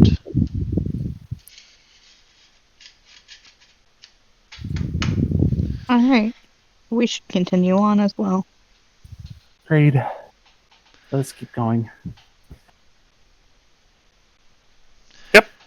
I agree. Like, yeah, we should get going. You pack up camp, or what amounts to camp, and proceed to go back to the travels at large. My cat is like prowling around my feet, and I have no idea what she's trying to do. Mm-hmm. Probably trying to Yeah, arrest your that's it. attention. Yeah, likely. What do you want?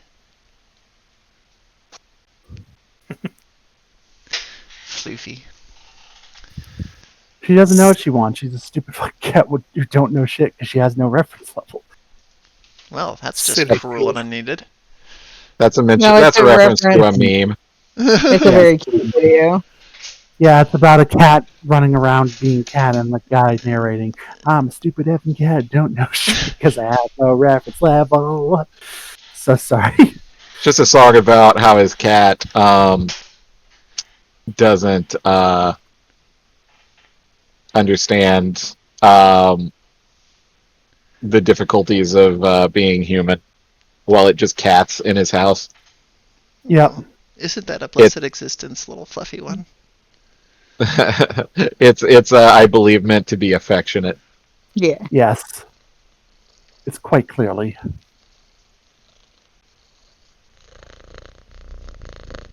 Everybody gets Was that a purrs. purr I heard? Mhm. Yay. Yay, purrs. She's got the floof. It's contagious. It's very floofy.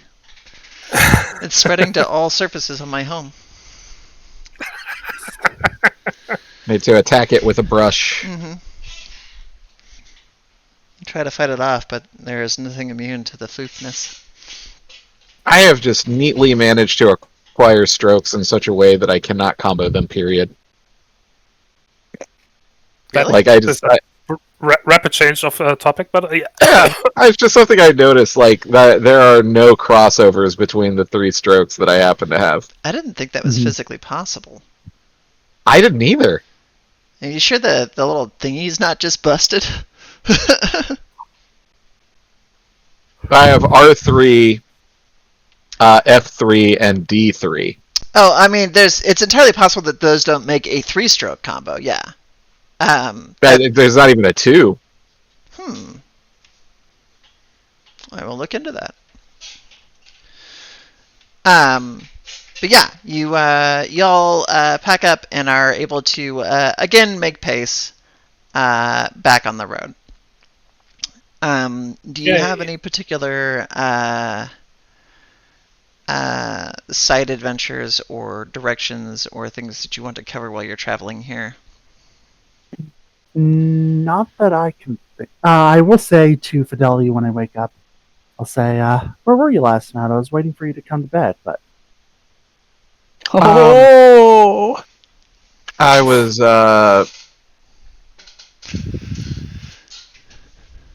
so I might be a little gay.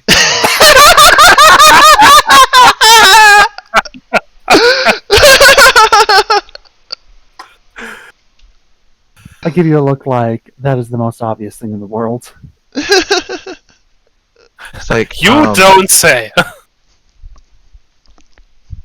So I spent the night with Vincent. Ooh, give me all the details. No. Yeah. You can't just drop that and then not tell me. Let me check on that. Yeah, I can. I huff and I say, Abigail was right, I can do better. Did she say that? She did say that, yes. I prefer Virginia.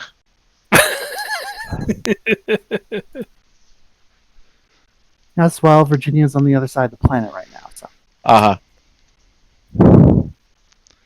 Apparently Well, you two are the good sisters. I did not say that. I did. Good Anyways, it was pretty great. for you. Addy will proceed to begin giving all of the details. Fantastic. Excellent, excellent. And what he thinks is quiet and not shared with the others, but is almost certainly not, because that only works in TV shows. Ambrose, you are learning a lot. Apparently. In the span of an overheard conversation, many anatomical questions are being answered. As well as some stuff about how that supposed, dongle that you installed on yourself a little while ago is supposed to work. I will store that information for later. Taking notes for next time. He's John Luke.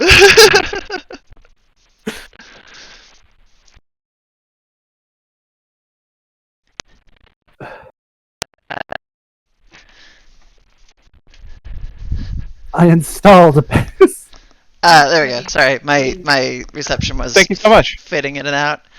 But yeah, it's way more complicated than the way the Hive does stuff, and you're not entirely sure what the point was, but it seems like it's fun. I will certainly try some stuff when I'm alone.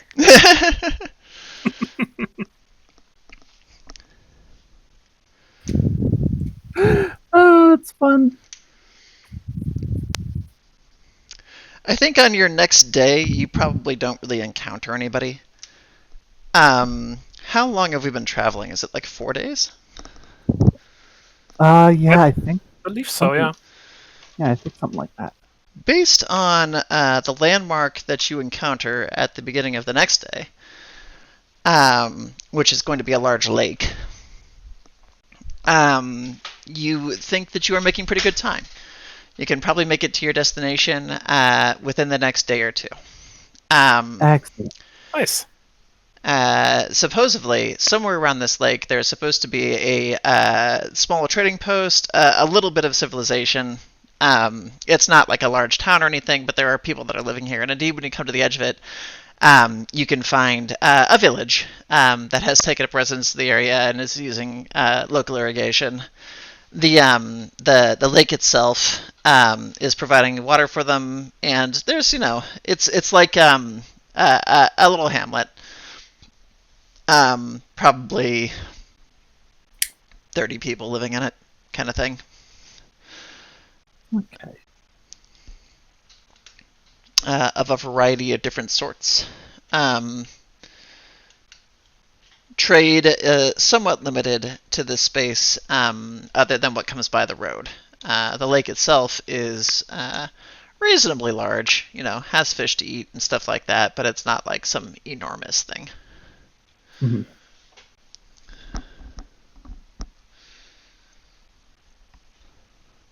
Oh, can I add something? Hmm. I wanna send a letter with them to Harold. Oh, okay.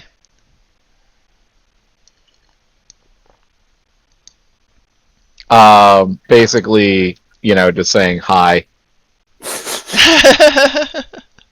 but also including in great detail what I spoke to a patron about regarding him, Oh, okay. I and actually kind of figured exactly you'd be what it. hiding it. Yeah, well, and that I chose not to go through with it because I didn't want to take a decision away from him, and I Mhm. didn't want him to be, somebody that I don't know anymore. But it's an option I still have, Is and this? if it's something he wants, then I'll more than happily do it for him. But I would never, I'm just like I thought about it, but like, it was like it was obviously wrong for me to make that decision, so I didn't, kind of thing. It's partially an apology. I like the idea of Fidelity just phrasing this badly, so it just kind of comes off as a threat. Know that I still have the option to change you without your will. No, no, no. Okay. You send that along with them. Y'all can choose to kind of engage with this village if you wish to, or you can kind of pass it by. Supplies wise, I'm going to assume you've been managing to find food, but like you're kind of having to hunt every time you eat, which takes up time and is strenuous. So if you wanted to pick up additional provisions, this might be a place to do it. Could I we think that fish sounds in like the lake? Yeah. Well, you don't have fishing tools, but there are fish in Oh, the okay. lake. You might be able to get fishing tools here. Okay. I think it might be a good idea. Just in case. If nothing else, I'm taking a bath. Yes, definitely. Oh, yes. Y'all can do the. I just saw that die roll up there. Holy crap. Must have been from the last game, but I rolled 40, 20 and got like a 17, 20, 18, and 14. That's pretty stellar. But like are you hopping in the water as you kind of encounter it, or are you like waiting to go find the village or something? It's like it's on a side, the side closest to the road. I've got to You go to can. the village first. Okay, Yeah. you're gonna go to where they are. I'm gonna say, for lack of a better kind of contemporary comparison, um, my camera died.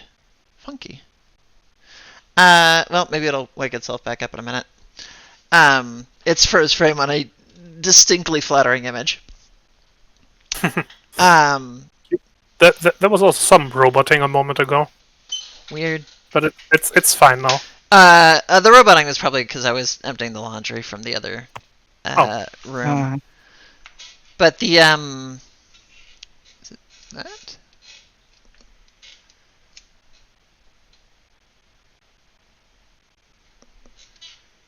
Weird. Well, I will just turn that off. There we go. So the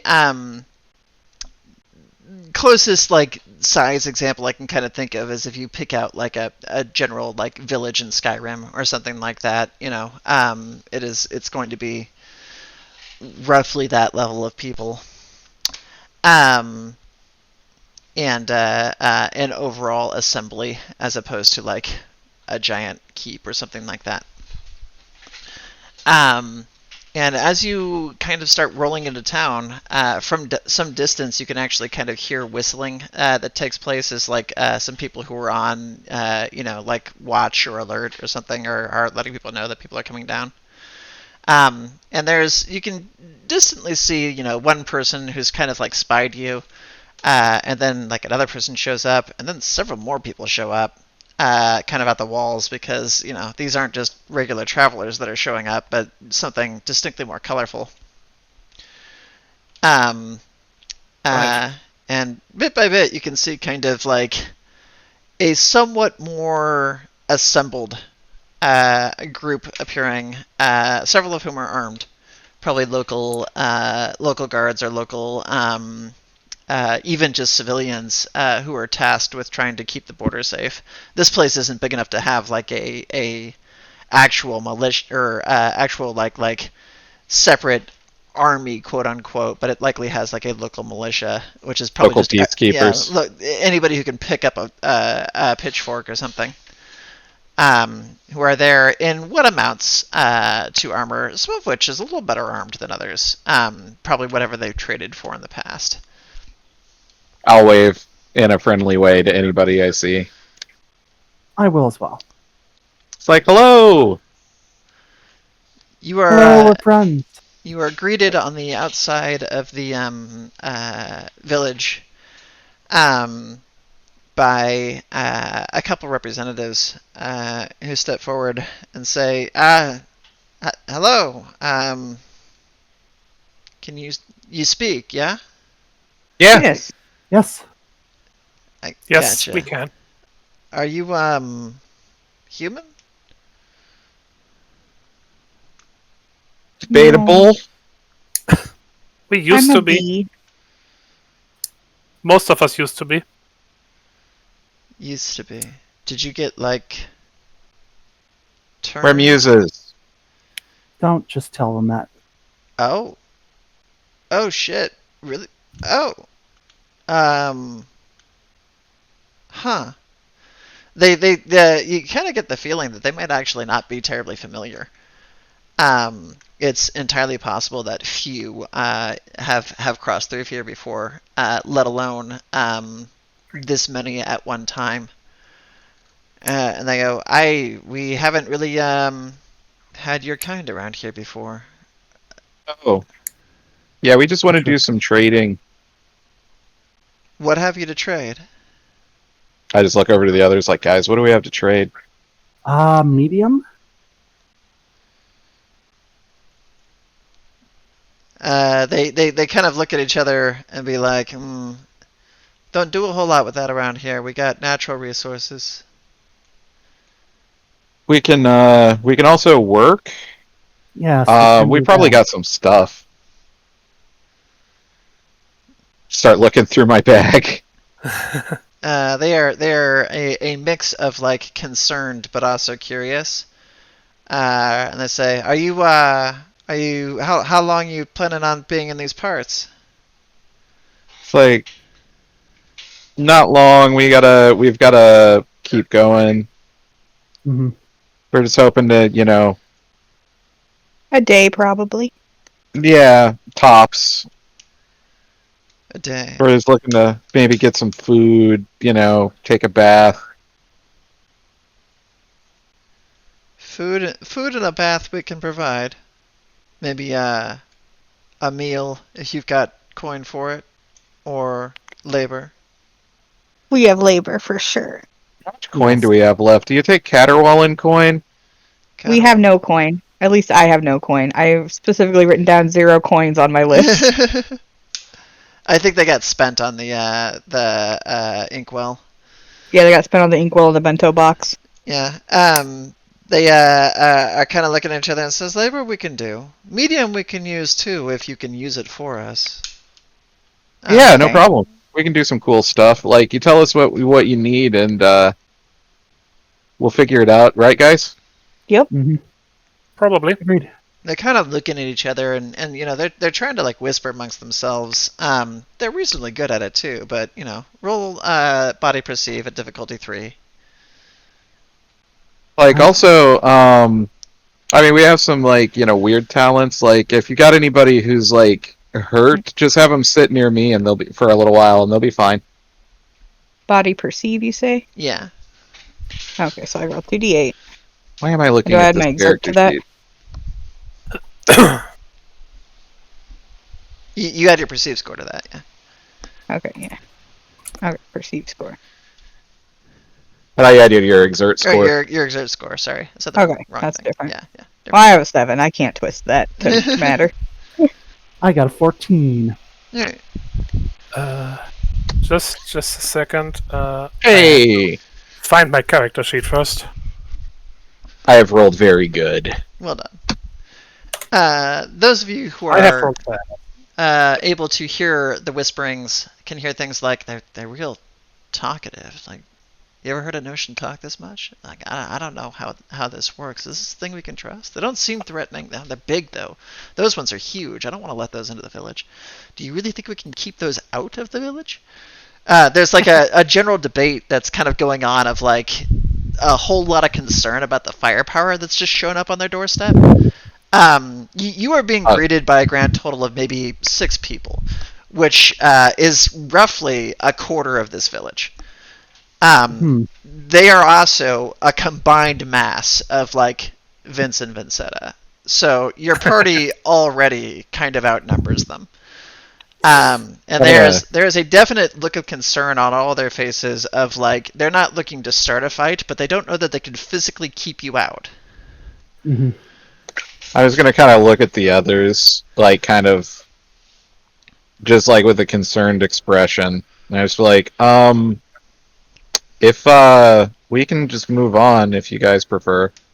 Yes. Like we don't want to make trouble for you. We just wanted some supplies and possibly a bath.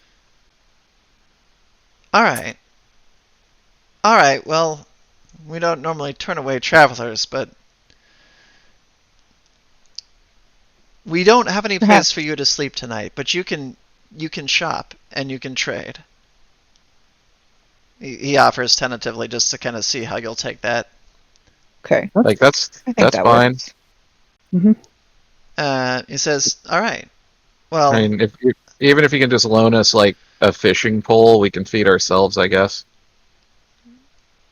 we have fish for you to purchase." Okay. All right. He kind of nods a little bit and says, if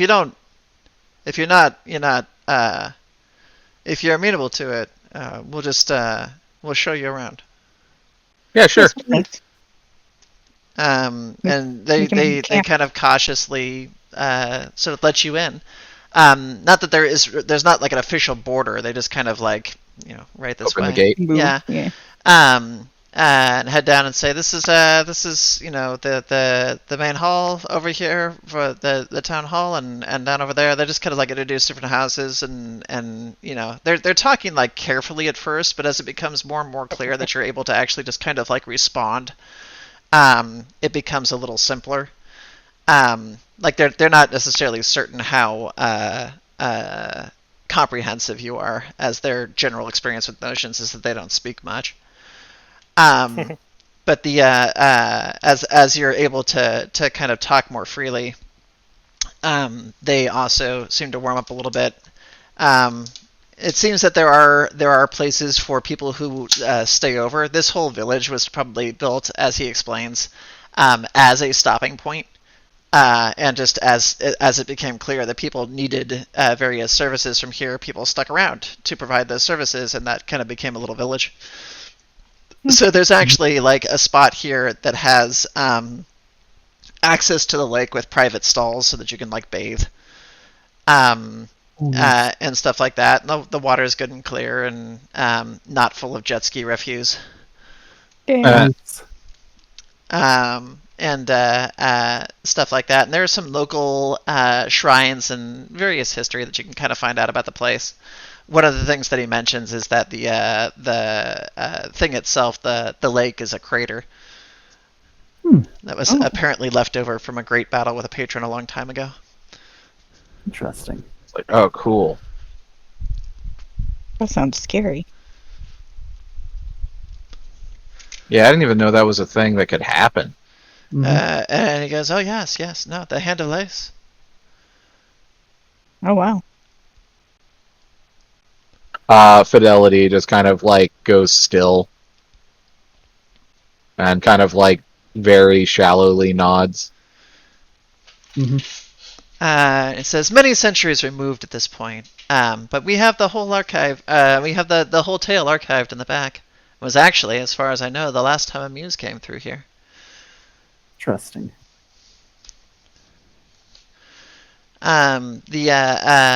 He finishes up with a tour. You get the idea that this is one of the village, just kind of like leaders. He's not particularly old. He's just sort of somebody who seems to be in a in charge role.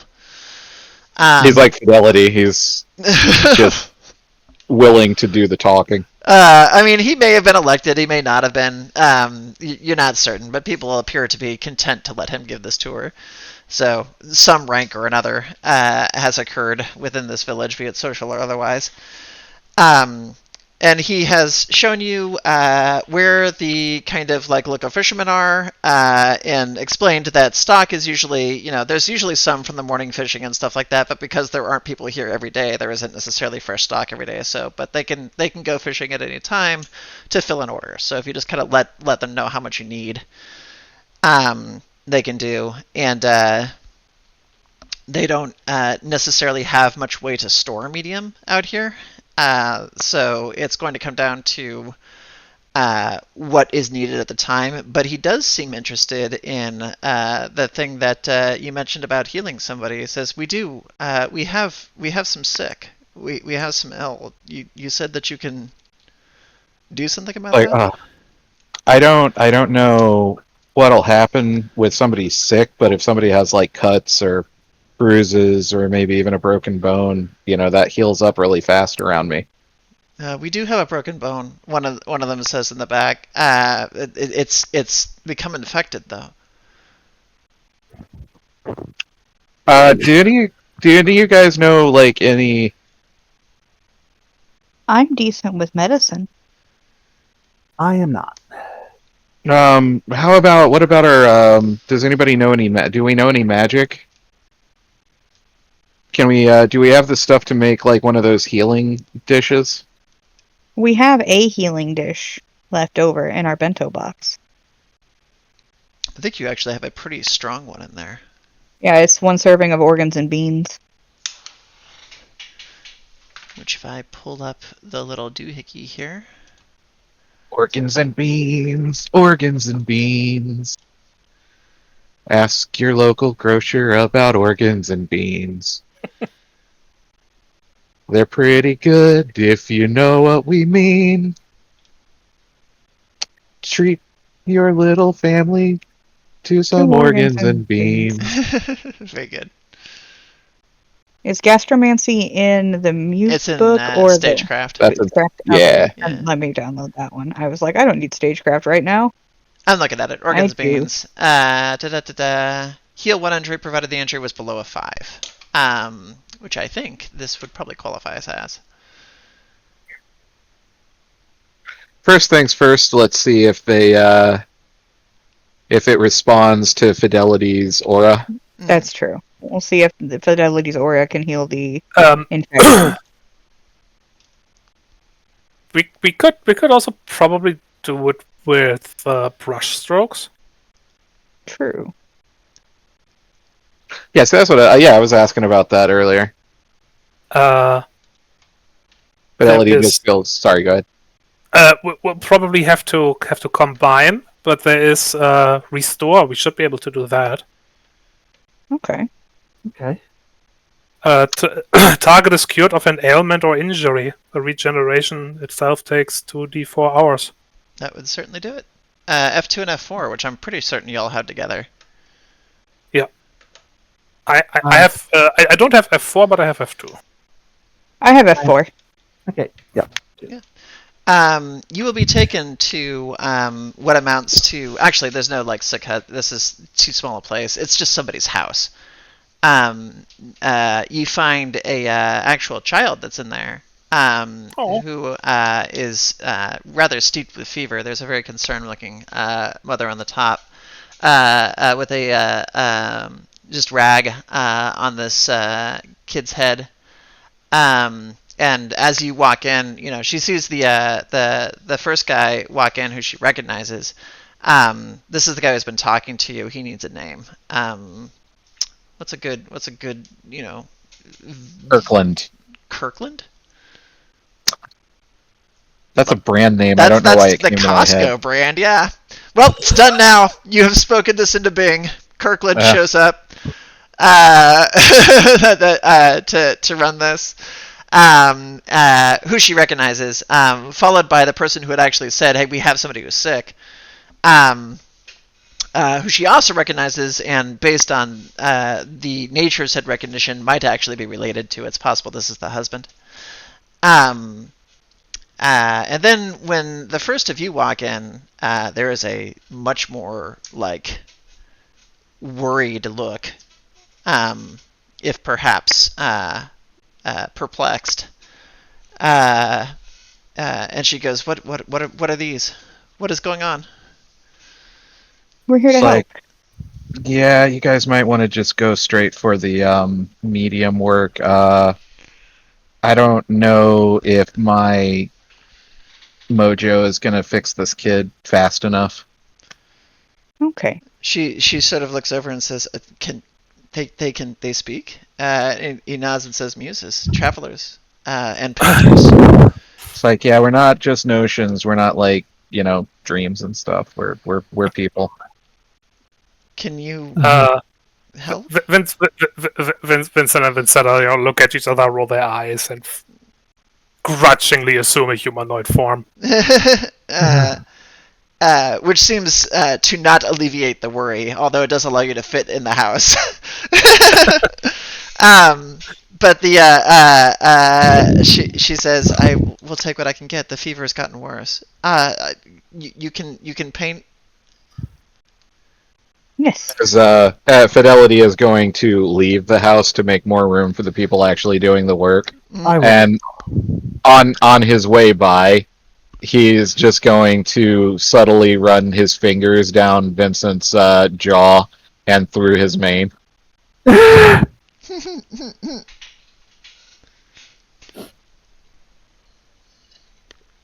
Just a little gay. I might be a little gay. Just a little gay. Just a little. Just a touch. Vincent leans his head just a little into the touch. Aw. Just like Vincetta, get a room. Not this room. We need this room. You're next. I can't speak for a reaction there.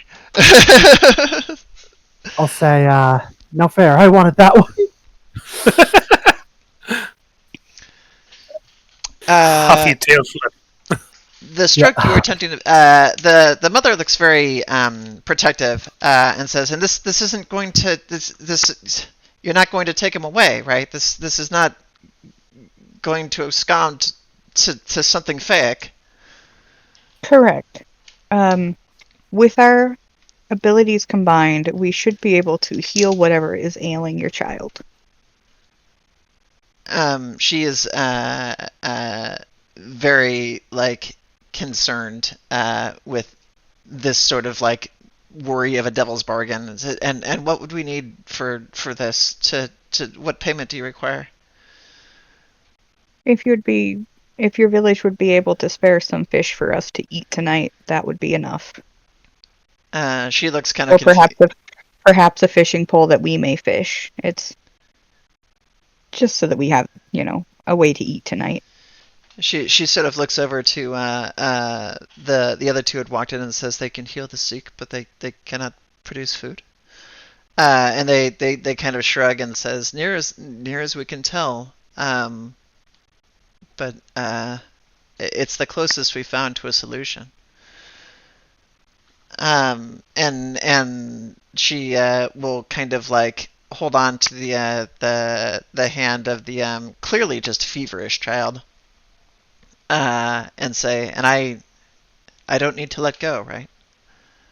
Correct. No, I don't think so. There's a kind of general muttering from below, but the kid doesn't seem to be making much sense at this point. And she will kind of nod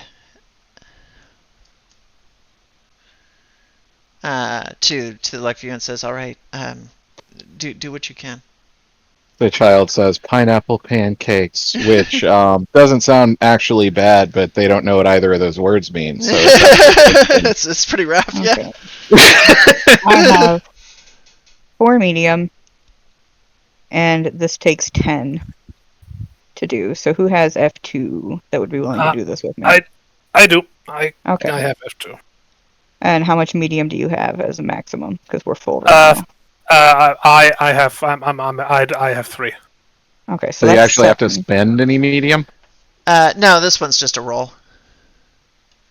You just have to roll higher than 10. Yeah. Okay. And what do we roll for that? It's D4s per medium one. Oh, okay. So D4 for each medium we have? Right, yeah. So Okay. both of you are going together, so you're both just going to roll, which I don't think you're going to have a problem hitting this number. Okay. But don't forget the kind of dice luck we usually have here. Well, That's you have a total of 9 dice, right? So as long as you don't all roll ones. 7. Oh, okay. Okay. I will roll my 4. Oh, that sucks. You Seven- need oh, that's 1. 9. Yeah, okay. You're fine. I think we're gonna be good. Yeah, you can Yeah, I find was it gonna to go Yay. through. You did not declare that you wanted to saturate, so it's going to be at the standard speed. Target is cured of an ailment or injury. Regeneration takes 2d4 hours, so we will see how long this takes. Please, not too long. 4. Come on, 8 hours. 5 hours. Damn. About as average as you can hope to get out of that one. You succeed in kind of probing with the medium here, and you feel it kind of take hold in the infection, which is pretty widespread. You are reasonably certain that this has worked, but you also know it's going to take a while to soak in and actually kind of like take effect. You don't know how long. It's just not going to be immediate. And in the meantime, there is still kind of like a gangrenous injury, and a not happy child. But you think that the kid is on the mend. Okay. With the injury, is that something that Fidelity's aura can heal? No, it is classified as an actual broken bone injury, which your magic will have just fixed. Okay. If I read that properly, restore, remove an injury, or ailment from the target. Oh, an ailment or injury. You're gonna have to do this twice. I don't think you're gonna mess up the thing though. So that was gonna be for the fever. The fever will resolve in 5 hours. Try. Let's just do another 2d4 for the because I don't think you're gonna fail. This is what I want to suggest. Use the roll you just did on the broken bone and saturate for the fever. Oh yeah, that could work too. Yeah. Okay. So, do we saturate? Do we roll the same dice that we did before? Yeah, you'll roll the same dice, but you're aiming for a higher number, which this one you could actually conceivably fail. Your total for this one is 15. Okay. So both of you roll your medium again. Oh, that's us. Yeah, okay. Okay, I think you're gonna be fine. Yeah. Yeah, you're sorry. Okay, so this will be 1d4 for how long the fever will take to go through. And yes, 1d4 hours. There was the little thing of typing, and then it went away. And when it does that, the chat drops down. So I just saw an 8 pop in, and I was like, "How the fuck did she roll it? Roll 20. Roll 20 is crazy, but how the fuck do you roll an 8 on 1d4? I'm that good. 2 hours for the fever. I was gonna say, because if anything's gonna kill the kid soon, it's gotta be the fever. Yep. And you can feel that one take hold as well. Visually, you can kind of decide how this all looks as you two are working together on it. Okay. I would say the honey-like medium that Ambrose makes. It's very kind of drippy and paint-like, but still looks like honey. And it mingles with whatever Tygon's looks like. It is sand colored. Okay. So it's this beautiful sandy, sticky. Like at first it doesn't look like it mixes, but then it begins to spin together and spread out in an aura that like covers the child and just saturates them. And Ambrose will sit back and wipe his brow and be like, okay, it will take some time for this to work. Keep an eye on him and let us know when he improves.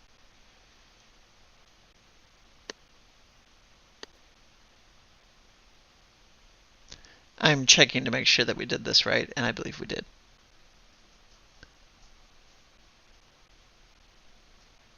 Yep.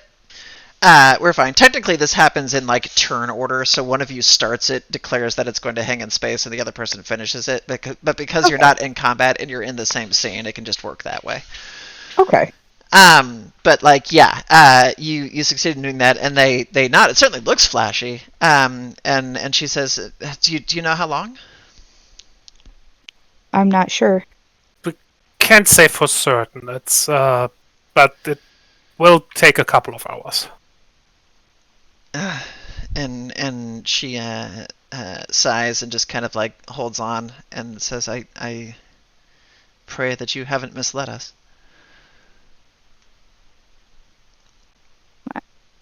I feel like the medium took. This is our first time healing an injury like this. First time? And she kind of looks desperately over to the guy who's just kind of like holding his hands up and like, we're like, we had no other options, so we've got.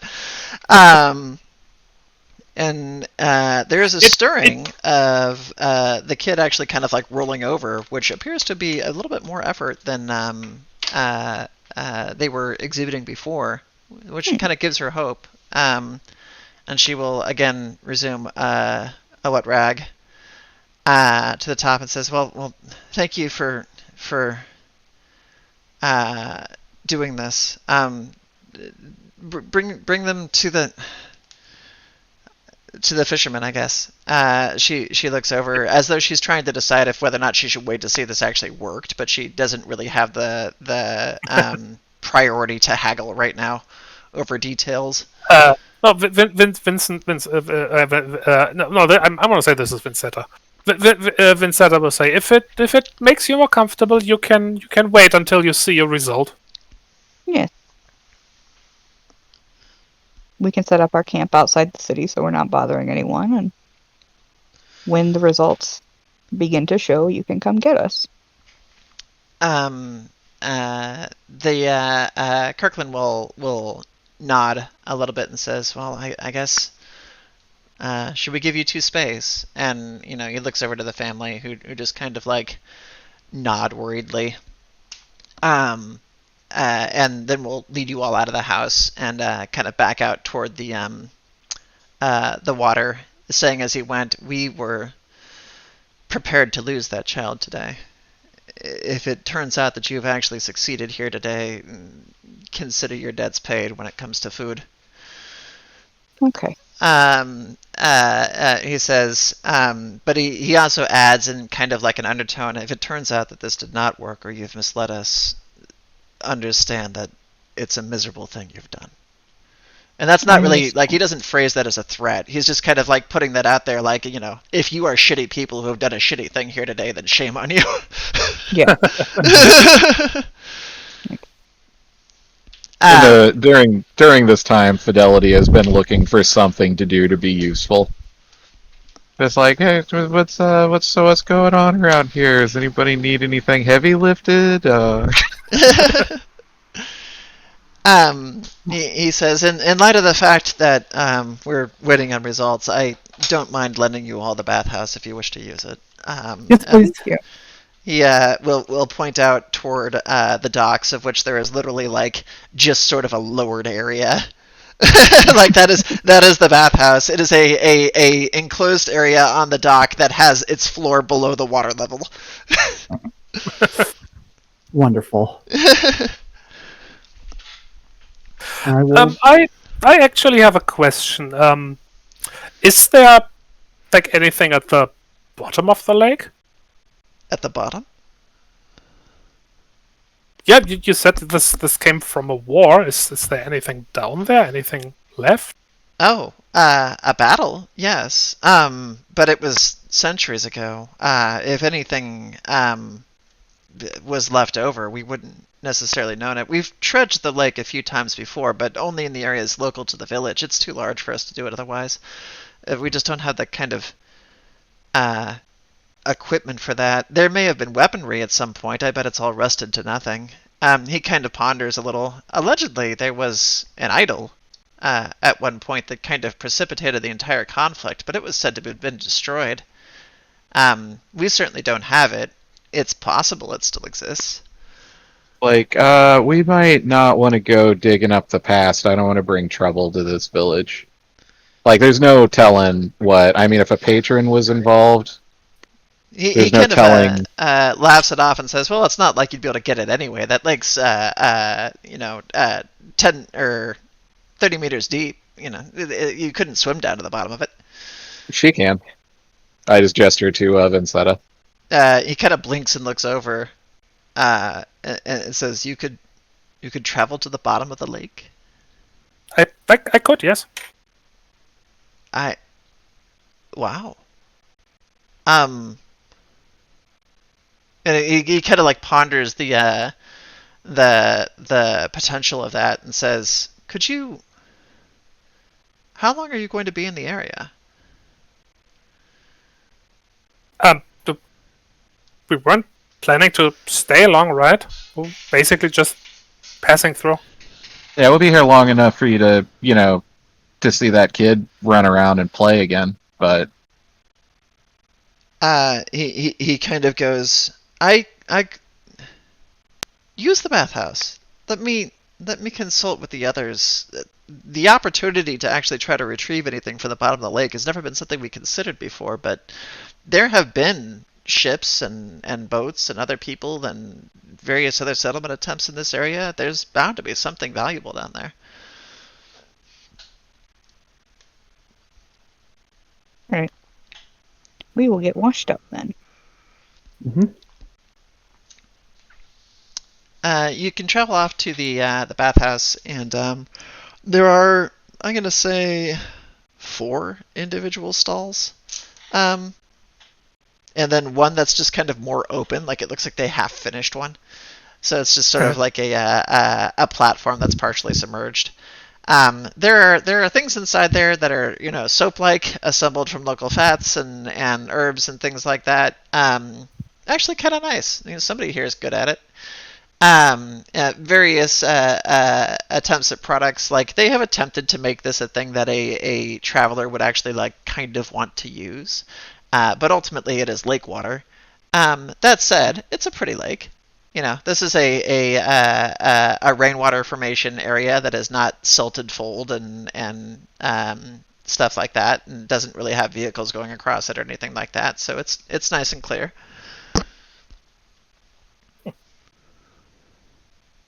This probably works well enough.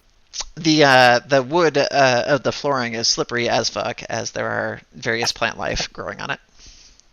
Right. Probably a couple of amusing accidents. Yeah, there's a muse or two in there.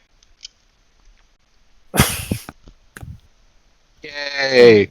Should have said funny. Should have said funny. And yet, here we are. You encounter a crustacean or two. Good thing nobody here has bikinis. Amazing.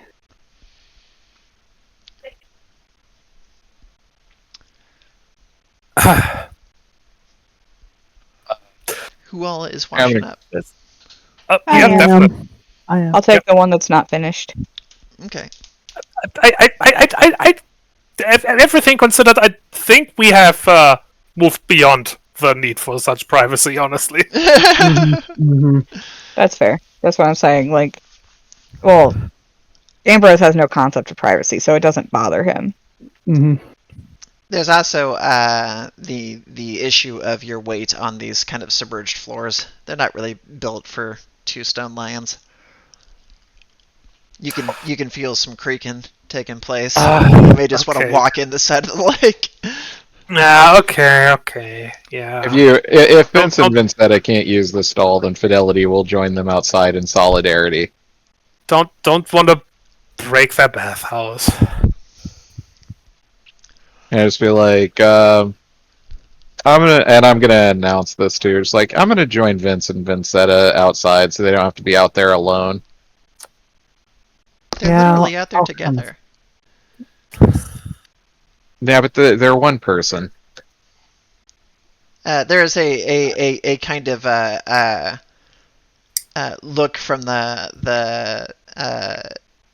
from Kirkland being like, I don't want to I can understand these two not wanting to risk the docks in light of their stone-like appearance. I'm assuming there's a weight issue.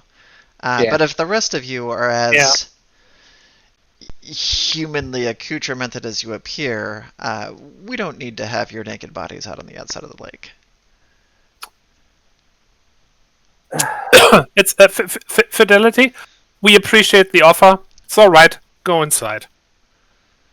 Okay, they're saying they don't want they don't want me swinging outside my armor anyway.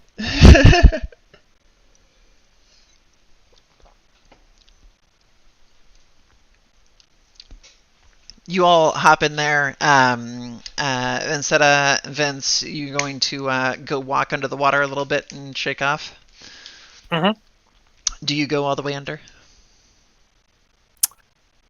Yeah, but not far into the lake. Just submerge and try to wash up as well as we can.